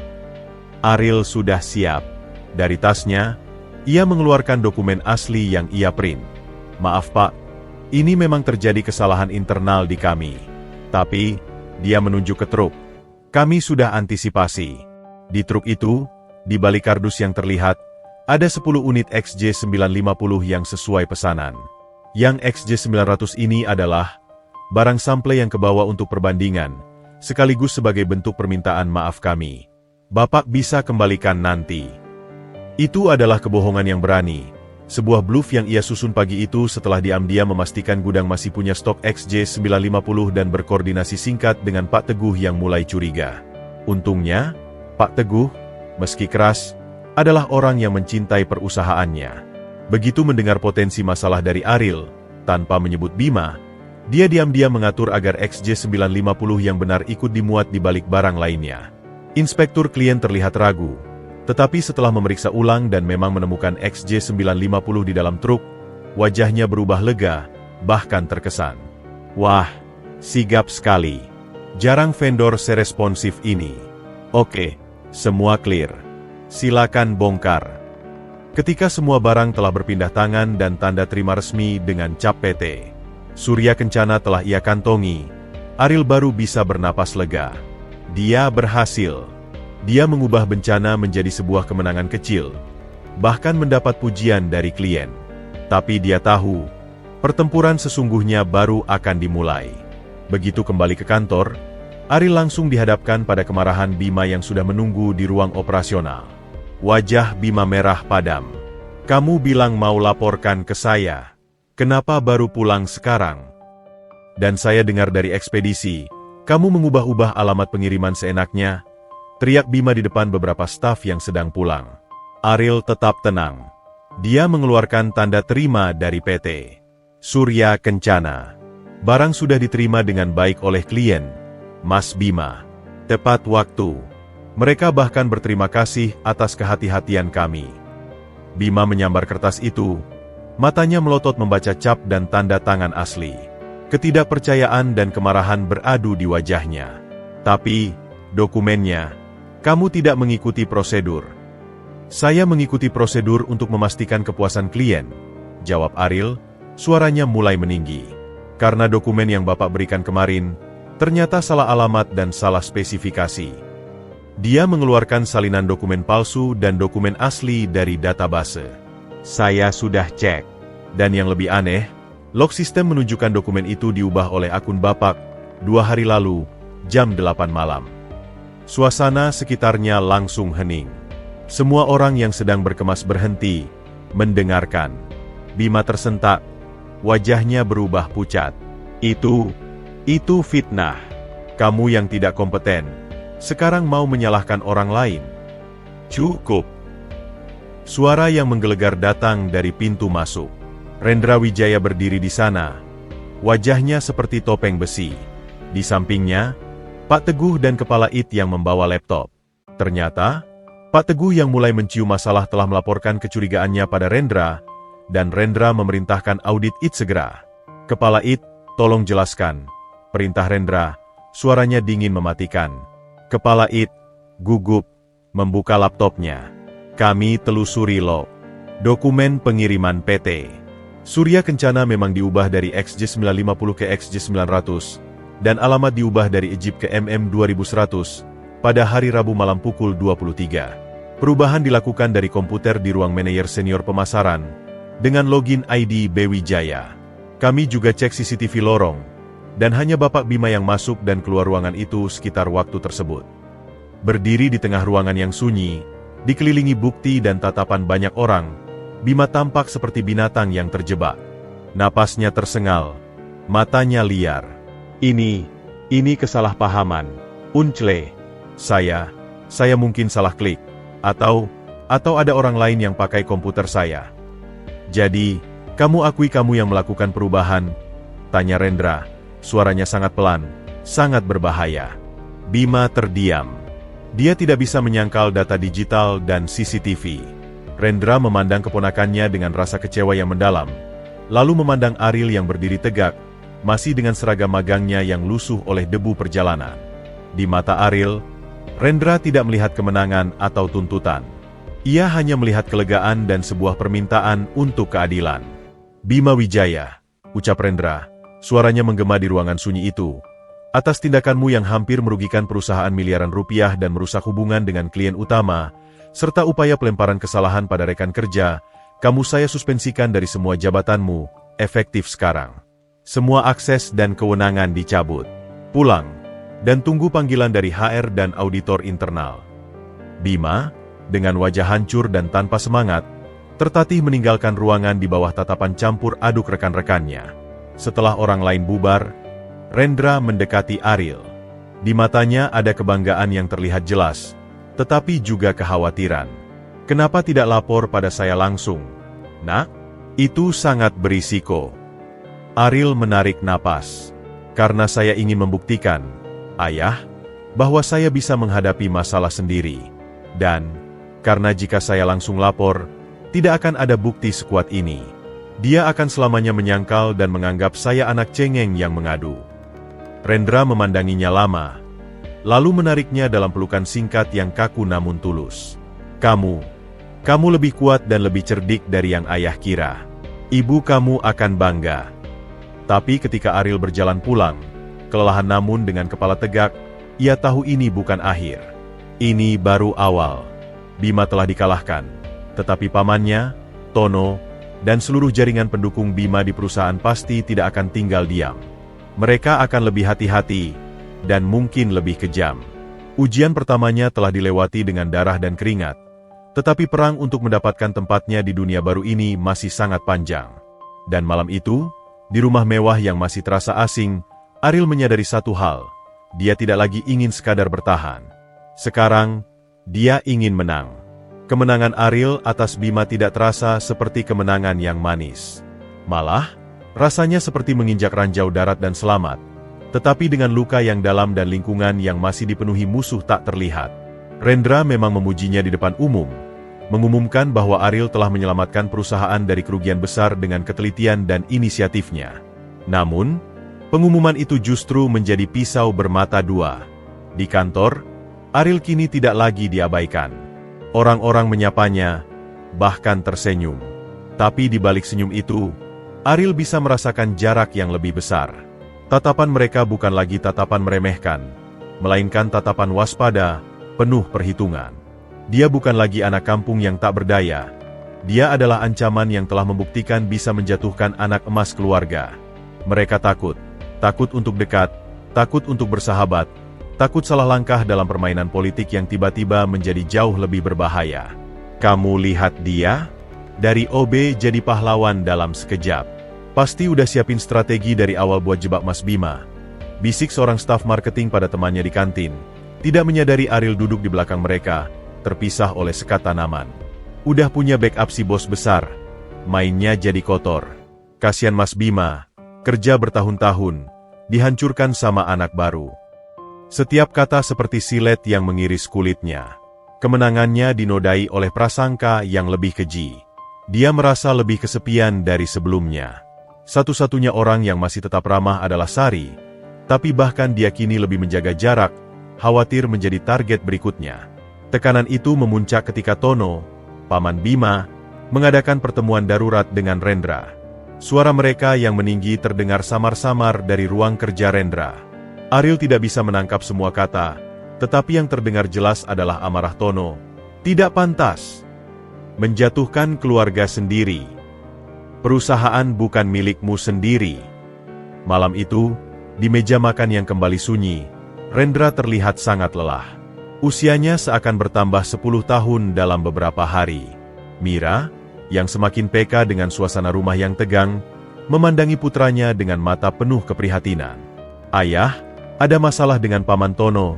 Tanya Ariel akhirnya, memecah kesunyian. Rendra menghela napas panjang.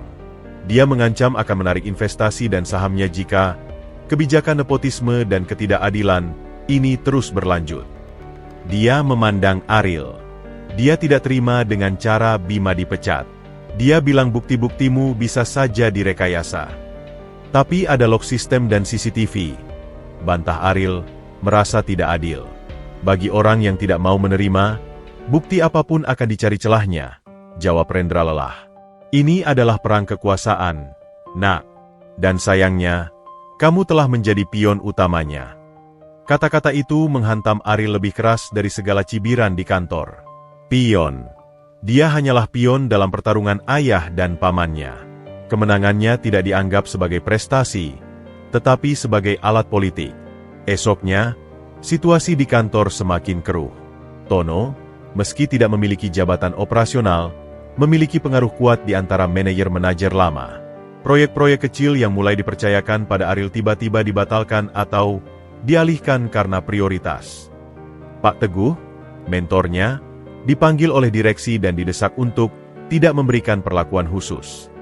Teguh, yang adalah pria jujur tapi juga karyawan yang tak ingin karirnya hancur, menjadi lebih dingin dan menjaga jarak profesional yang kaku. Ariel merasa dirinya terjepit. Dia tidak maju, tidak mundur, hanya berputar-putar di tempat yang bermusuhan. Puncaknya adalah ketika dia secara tidak sengaja mendengar dua manajer senior berbicara di lift yang mereka kira kosong. Rencana penggabungan dengan mitra Singapura itu bisa buyar kalau suasana internal tidak stabil. Direksi dari sana sensitif dengan konflik keluarga. Iya, beberapa pemegang saham mulai resah. Performa bagus, tapi kalau ada gejolak seperti ini, nilai saham bisa turun. Akhirnya, semua akan menyalahkan si anak baru itu sebagai biang kerok. Anak baru, biang kerok. Kata-kata itu terus bergema di kepalanya sepanjang sisa hari. Dia pulang lebih awal, dengan kepala tertunduk, perasaan hancur. Dia masuk rumah mewah itu, tapi yang dirasakannya bukan kenyamanan, melainkan tekanan yang lebih besar. Semua ini, rumah mewah, mobil, status, terasa seperti sangkar emas yang membuatnya terperangkap dan menjadi sasaran. Dia melewati ruang keluarga di mana Mira sedang duduk, menjahit sebuah keliman pada blus sederhana di bawah lampu baca. Melihat mesin jahit tua itu di tengah ruang modern, melihat ibunya yang masih melakukan pekerjaan lamanya meski tidak perlu lagi, membuat sesuatu di dalam dada Ariel pecah. Tanpa sepatah kata pun, dia berjalan lurus ke kamarnya, mengunci pintu, dan membiarkan tubuhnya terjatuh ke kasur. Air mata yang sudah ditahannya selama berminggu-minggu akhirnya meledak. Bukan tangisan sedih, melainkan tangisan kemarahan, frustasi, dan kelelahan yang mendalam.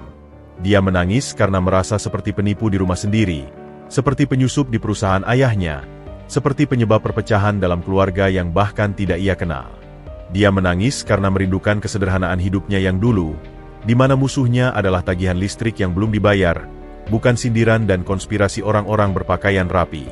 Ada ketukan pelan di pintu. Ariel, nak, boleh ibu masuk? Ariel tidak menjawab, tapi Mira membuka pintu dengan kunci cadangan. Ibu itu masuk. Wajahnya penuh dengan kelembutan dan pemahaman yang hanya bisa dimiliki oleh seorang yang telah melalui begitu banyak penderitaan. Dia duduk di tepi kasur, membelai rambut Ariel yang basah oleh air mata. Sudah, nak. Udah. Ibu di sini. Saya tidak kuat, Bu. Isak Ariel, suaranya tersendat. Semuanya salah. Semua membenci saya. Semua menganggap saya perusak. Bahkan kemenangan saya kemarin dianggap licik. Saya lebih baik pulang. Kembali ke kontrakan. Kembali melamar jadi office boy di tempat lain. Ini semua terlalu berat. Dia menggenggam spray satin yang mahal itu, merasa seperti tenggelam di dalamnya. Mira mendengarkan dengan sabar, tidak menyela. Setelah tangisan Ariel mereda menjadi sesenggukan, barulah dia berbicara, suaranya tenang namun berisi kekuatan besi. Ariel, dengar ibu. Ibu tahu persis bagaimana rasanya dikucilkan, difitnah, dan dianggap tidak pantas. Bertahun-tahun ibu membesarkanmu sendirian, dengan orang memandang rendah karena ibu perempuan janda miskin dengan anak.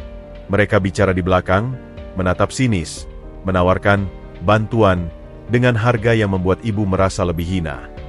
Dia mengangkat wajah Ariel dengan lembut, memastikan mata mereka bertemu. Tapi lihat ibu sekarang. Ibu masih di sini. Ibu masih bertahan. Dan tahu kenapa? Karena ibu punya kamu. Kamu adalah alasan ibu untuk tidak menyerah. Tapi ini berbeda, Bu. Ini dunia mereka. Aturan mereka. Saya tidak bisa. Siapa bilang ini dunia mereka? Tanya Mira, matanya tiba-tiba berkilat. Ini juga duniamu sekarang, Nak. Darah ayahmu mengalir di tubuhmu. Itu benar. Tapi jangan lupa, darah ibu juga mengalir di tubuhmu. Darah seorang wanita yang tidak pernah menyerah meski dunia menginjak-injaknya. Darah seorang penjahit yang bisa menciptakan keindahan dari kain usang dan benang kusut. Dia berhenti sejenak, memastikan kata-katanya meresap. Kamu bukan hanya Rendra Wijaya. Kamu juga adalah Ariel Setiawan, anak Mira. Kamu punya keteguhan dari ibu, dan kamu punya kecerdikan yang sudah kamu tunjukkan. Kamu berhasil mengalahkan rencana jahat itu bukan karena kamu anak direktur, tapi karena kamu teliti, cepat berpikir, dan berani mengambil risiko untuk kebenaran. Ariel mendengarkan, napasnya mulai teratur. Kata-kata ibunya seperti air segar di padang pasir keputusasaannya. Mereka ingin kamu jatuh, Nak. Mereka ingin kamu lari. Karena kalau kamu lari, mereka menang. Mereka akan buktikan bahwa kamu memang tidak pantas, bahwa kamu cuma anak lemah yang beruntung. Jangan beri mereka kemenangan itu. Mira memegang kedua bahu Ariel. Berdiri. Hadapi. Ibu tidak membesarkanmu untuk jadi pengecut. Ibu membesarkanmu untuk jadi pejuang. Buktikan pada mereka, dan pada dirimu sendiri, bahwa kamu layak berada di sini. Bukan karena warisan ayahmu, tapi karena siapa dirimu, kerja kerasmu, integritasmu. Cahaya kembali muncul di mata Ariel. Air mata yang tersisa kini terasa seperti pembersih. Dia melihat wajah ibunya yang berkerut oleh waktu dan penderitaan, namun tetap memancarkan kekuatan yang tak tergoyahkan. Kalau saya jatuh lagi, Bu, maka kamu akan bangkit lagi. Ibu akan selalu di sini untuk membantumu berdiri. Tapi percayalah, Nak, Ibu yakin kamu tidak akan jatuh. Kamu lebih kuat dari yang kamu kira. Pelukan hangat antara ibu dan anak itu berlangsung lama. Di pelukan itu, Ariel merasa semua keraguan dan ketakutannya mencair. Dia ingat perjuangan ibunya menjahit hingga larut malam, menjual gorengan di pinggir jalan saat uang sangat sulit, tetap tersenyum padanya meski matanya sembab lelah. Jika ibunya bisa bertahan melalui semua itu, maka dia, Ariel, pasti bisa bertahan menghadapi sindiran dan politik kantor. Dia melepaskan pelukan, mengusap wajahnya. Terima kasih, Bu. Ibu benar. Saya menyerah, mereka menang. Saya tidak akan memberi mereka kepuasan itu. Mira tersenyum, senyum bangga yang membuat matanya kembali berkaca-kaca. Itu anak ibu. Sekarang, cuci muka. Makan malam sudah siap. Dan besok, kamu kembali ke kantor dengan kepala lebih tinggi dari hari ini. Tunjukkan pada mereka bahwa Ariel Setiawan tidak mudah dihancurkan. Malam itu, Ariel tidur dengan lebih tenang. Mimpi buruk tentang tatapan sinis dan bisik-bisik jahat masih ada, tetapi kini ada sebuah suara lembut namun kuat dari ibunya, yang membisikkan kekuatan di telinganya. Keesokan harinya, ketika dia berjalan masuk ke lobi PT Mulia Sentosa, bahunya tidak lagi membungkuk. Tatapannya lurus ke depan. Dia menyapa resepsionis dengan anggukan percaya diri. Dia tahu jalan di depannya masih penuh duri, konflik dengan Tono akan semakin sengit, dan Bima pasti akan membalas dendam dengan cara lain. Tapi tidak lagi. Ariel tidak akan lari.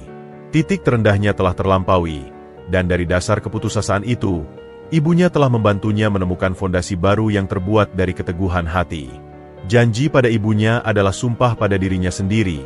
Dia akan bertahan. Dia akan bertarung. Dan suatu hari nanti, dia akan menang. Bukan sebagai Rendra Wijaya Junior, tetapi sebagai Ariel, anak dari Mira, yang berhasil merebut tempatnya dengan haknya sendiri. Waktu berjalan cepat, bagai angin yang membawa perubahan musim. 6 bulan telah berlalu sejak pertemuan penuh air mata dan amarah di gang sempit kebon jeruk, dan sejak titik terendah Ariel di kamar mewahnya. 6 bulan yang penuh dengan intrik, pembelajaran, dan transformasi. Ariel tidak lagi magang. Setelah insiden Surya Kencana, Rendra, dengan dukungan penuh dari Mira, menetapkan jalan yang lebih terstruktur namun tetap menantang untuk putranya. Ariel mendaftar di program kelas karyawan jurusan manajemen di sebuah universitas swasta terkemuka. Dia kuliah di malam hari, sambil tetap bekerja penuh waktu di PT Mulia Sentosa. Namun, posisinya tidak lagi di gudang atau sebagai manajemen trainee istimewa. Rendra, setelah melihat kelebihan Ariel yang sesungguhnya, ketelitian, kecerdikan taktis, dan etos kerja yang kuat, menempatkannya di posisi yang lebih tepat, Special Project Officer di bawah divisi audit internal. Posisi ini adalah gagasan Rendra yang brilian. Ariel diberi tugas memetakan dan mengoptimalkan proses bisnis di berbagai departemen, dengan wewenang untuk merekomendasikan perbaikan langsung ke direksi. Posisinya independen, tidak langsung di bawah hierarki manajerial yang dipenuhi orang-orang Tono, sehingga memberi ruang bernapas. Tapi tugasnya sangat berat. Ia harus membuktikan nilainya dengan meningkatkan efisiensi dan menemukan celah-celah pemborosan, hal yang seringkali membuatnya bersinggungan dengan manajer-manajer yang sudah nyaman dengan cara lama. Dan itu adalah medan tempur yang sempurna bagi Ariel. Disinilah darah Mira dalam dirinya benar-benar berbicara. Dia bekerja dengan cara yang metodis dan rendah hati. Dia tidak datang dengan titel Putra Direktur, tapi dengan data, flowchart, dan wawancara mendalam dengan staff level. Dia mendengarkan keluhan karyawan kecil, memahami proses dari akar, dan menemukan solusi yang seringkali sederhana tapi efektif. Proyek pertamanya adalah mengoptimalkan sistem pergudangan, tempat ia memulai. Dengan bantuan Sari, yang kini menjadi asistennya setelah dipromosikan, ia merancang sistem scan barcode sederhana yang mengurangi kesalahan input manual hingga 70%. Ia juga mengusulkan rotasi shift yang lebih adil, meningkatkan moral tim gudang. Hasilnya nyata, waktu proses pesanan berkurang, keluhan kesalahan barang menurun drastis. Manajer gudang, Pak Teguh, yang awalnya dingin, kini menganggapinya dengan rasa hormat. Dia belajar cepat, dan yang penting, dia turun ke lapangan, nggak cuma teori dari atas. Begitu komentar Teguh pada Rendra. Namun, konflik dengan keluarga Tono tidak pernah benar-benar reda. Bima, setelah masa suspensi, ditempatkan di cabang perusahaan di Surabaya. Sebuah promosi yang jelas adalah pengasingan. Tono tidak terima. Pertarungan pindah ke ruang rapat direksi. Setiap usulan Ariel, sekecil apapun, selalu ditantang oleh Tono dan sekutunya dengan pertanyaan yang meragukan kompetensi dan biayanya. Titik puncaknya adalah dalam rapat direksi bulanan membahas pengurangan biaya operasional. Ariel mempresentasikan temuan audit internalnya. Ada pemborosan besar di divisi pemasaran, divisi yang dulu dipimpin Bima, dalam hal anggaran acara dan sponsorship yang tidak terukur ROI-nya. Presentasinya didukung data yang solid, bahkan dengan perbandingan dengan kompetitor. Tono langsung menyergah. Ini kesimpulan yang sangat naif. Pemasaran itu tentang membangun brand, bukan hitung-hitungan receh. Dan apa kredensialmu untuk menilai ini? Lulusan kelas karyawan yang baru setahun. Ruang rapat mendadak sunyi. Semua mata tertuju pada Ariel dan Rendra. Ini adalah serangan terbuka yang merendahkan. Sebelum Rendra membela, Ariel berdiri. Suaranya tenang, tapi berisi. Kredensial saya, Paman Tono, adalah data yang saya kumpulkan dari laporan keuangan divisi ini selama 3 tahun terakhir. Dan logika bisnis sederhana, setiap rupiah yang keluar harus bisa dipertanggungjawabkan nilainya. Saya tidak bilang acara pemasaran tidak penting. Saya bilang, efektivitasnya harus bisa diukur. Proposal saya adalah menerapkan sistem evaluasi pasca acara, sehingga kita tahu mana yang worth it, mana yang tidak. Ini bukan tentang receh, Paman. Ini tentang prinsip kehati-hatian dan tanggung jawab pada pemegang saham. Jawabannya lugas, berbasis data, dan tanpa emosi. Beberapa direksi independen yang hadir mengangguk pelan. Rendra, dari ujung meja, menyembunyikan senyum bangga di balik gelas air minumnya. Tono terdiam, wajahnya memerah. Dia kalah dalam argumen di depan semua orang. Kemenangan Ariel tidak diraih dengan menjatuhkan musuh, tetapi dengan keunggulan ide dan kerja keras. Perlahan-lahan, tapi pasti, respect mulai tumbuh. Bukan karena dia anak bos, tetapi karena kontribusinya nyata. Sementara itu, kehidupan di rumah juga mengalami metamorfosis. Mira tidak lagi hanya diam di kamarnya. Suatu sore, dia mendatangi Rendra dengan sebuah proposal. Aku tidak bisa diam saja di rumah ini, Rendra. Aku mau buka butik kecil.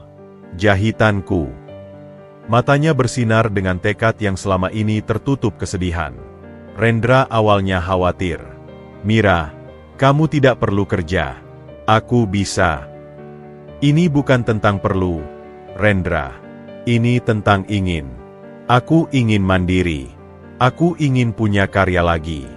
Dan dia memandang Ariel yang sedang belajar di sofa. "Aku ingin anak kita tahu bahwa ibunya bukan beban, tapi juga seorang pejuang." Rendra akhirnya setuju, bukan dengan memberikan modal besar, tetapi dengan menjadi partner yang bijak. Dia membantu mencari lokasi butik kecil yang strategis di kawasan Menteng, merenovasinya dengan sederhana namun elegan, sesuai selera Mira. Nama butiknya sederhana, Mira Street. Butik itu tidak hanya menjual pakaian jadi, tetapi juga menjahit custom dan menyediakan kelas menjahit untuk ibu rumah tangga. Keahlian dan ketekunan Mira berbicara. Pelanggan mulai berdatangan, dari tetangga kompleks hingga istri eksekutif yang tertarik dengan karya tangan yang detail dan bernuansa klasik. Mira kembali bersinar, bukan sebagai wanita simpanan atau ibu miskin, tetapi sebagai seorang pengusaha dan seniman kain yang dihormati. Keberhasilan Mira menjadi inspirasi terbesar bagi Ariel. Dia melihat bagaimana ibunya membangun kembali identitasnya dari nol, dengan kepala tegak. Hari ulang tahun Ariel yang ke-20 adalah titik balik simbolis. Rendra mengadakan acara makan malam kecil di rumah, hanya untuk bertiga. Tidak ada kemewahan berlebihan, hanya makanan kesukaan Ariel yang dimasak oleh Mira. Setelah makan, Rendra memberikan 2 hadiah. Pertama, sebuah kotak panjang. Di dalamnya, bukan jam tangan mahal atau aksesori mewah, tetapi sebuah set alat tulis desainer yang kokoh dan sebuah notebook kulit. "Untuk mencatat ide-ide besarmu," kata Rendra. "Karena ayah percaya, kamu akan membutuhkannya." Hadiah kedua adalah sebuah surat, dibubuhi materai notaris. Ariel membacanya dengan hati berdebar. Isinya adalah pernyataan resmi dari Rendra Wijaya bahwa, terlepas dari status Ariel sebagai putra kandungnya, penetapan Ariel sebagai penerus atau pewaris bisnis keluarga akan tidak otomatis. Surat itu menyatakan bahwa posisi kepemimpinan di PT Mulia Sentosa harus diperebutkan berdasarkan kompetensi, integritas, dan kontribusi nyata bagi perusahaan. "Ayah, ini..." Ariel tak bisa berkata-kata. "Ini adalah hadiah terbesarku untukmu, Nak," ucap Rendra, matanya berkaca-kaca. "Kebebasan. Kebebasan untuk tidak dibebani oleh namaku. Kebebasan untuk membuktikan bahwa kamu bisa mencapai puncak dengan kakimu sendiri. Ayah akan membuka jalan, tapi kamulah yang harus berjalan di atasnya. Jika suatu hari nanti kamu memimpin perusahaan ini, ayah ingin semua orang tahu, itu karena kamu layak, bukan karena darahmu." Ariel memandang ayahnya, lalu ibunya. Air mata kebahagiaan yang tulus akhirnya mengalir. Ini adalah pengakuan tertinggi. Ini adalah kepercayaan yang lebih berharga dari semua saham dan kekayaan. "Terima kasih, Ayah," bisiknya, memeluk Rendra erat. "Saya janji, saya tidak akan mengecewakan." Mira tersenyum melihat mereka. Rasa damai yang ia kira tak akan pernah datang, akhirnya memenuhi hatinya. 2 tahun kemudian, PT Mulia Sentosa mengumumkan penunjukan Chief Operations Officer, COO, yang baru, Ariel Setiawan Wijaya. Pengumuman itu tidak mengejutkan bagi yang mengenalnya. Dalam 2 tahun, Ariel telah menyelesaikan gelar sarjananya dengan predikat cum laude, dan lebih penting lagi, proyek-proyek transformasi digital dan efisiensi operasional yang ia pimpin telah meningkatkan profit perusahaan secara signifikan. Tono akhirnya menjual sahamnya setelah melihat arah perusahaan yang tak lagi bisa ia pengaruhi. Bima memilih tetap di Surabaya, membangun divisi regional yang cukup sukses, menemukan jalannya sendiri jauh dari bayang-bayang konflik di pusat. Di pelantikannya, Ariel tidak mengenakan setelan jas termahal. Dia mengenakan setelan yang dijahit khusus oleh ibunya di Mira Street, dari kain pilihan yang sederhana namun elegan. Di dadanya, selain pin perusahaan, tersemat sebuah peniti kecil berbentuk jarum dan benang, hadiah dari Mira. Saat memberikan sambutan, suaranya tegas dan tenang. "Saya berdiri di sini bukan karena takdir yang kebetulan, atau karena warisan darah.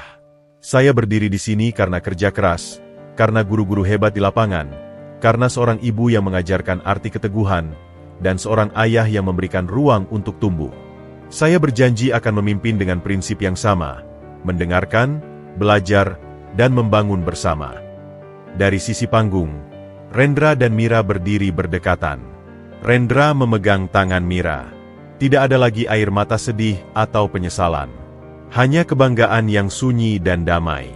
Interview untuk posisi Office B pada hari itu bertahun-tahun lalu telah membuka pintu takdir yang tak terduga. Tapi Ariel tahu, takdir itu tidak diberikan. Takdir itu diperjuangkan. Dan perjuangannya, yang dimulai dari sepatu lusuh di lobi megah, telah membawanya ke suatu tempat di mana ia akhirnya menemukan bukan hanya ayahnya, tetapi juga dirinya sendiri yang paling sejati. Ariel, sang pejuang, sang pembelajar, sang pemimpin yang lahir dari air mata ibunya dan pelukan ayahnya yang terlambat. Hidupnya memang berubah drastis. Tapi perubahan terbesarnya bukan dari miskin ke kaya, melainkan dari seorang pemuda yang mencari pekerjaan, menjadi seorang pemuda yang menemukan tujuan, keluarga, dan keyakinan bahwa masa depan terbaik adalah yang kita rajut sendiri, dengan benang-benang pilihan kita sendiri.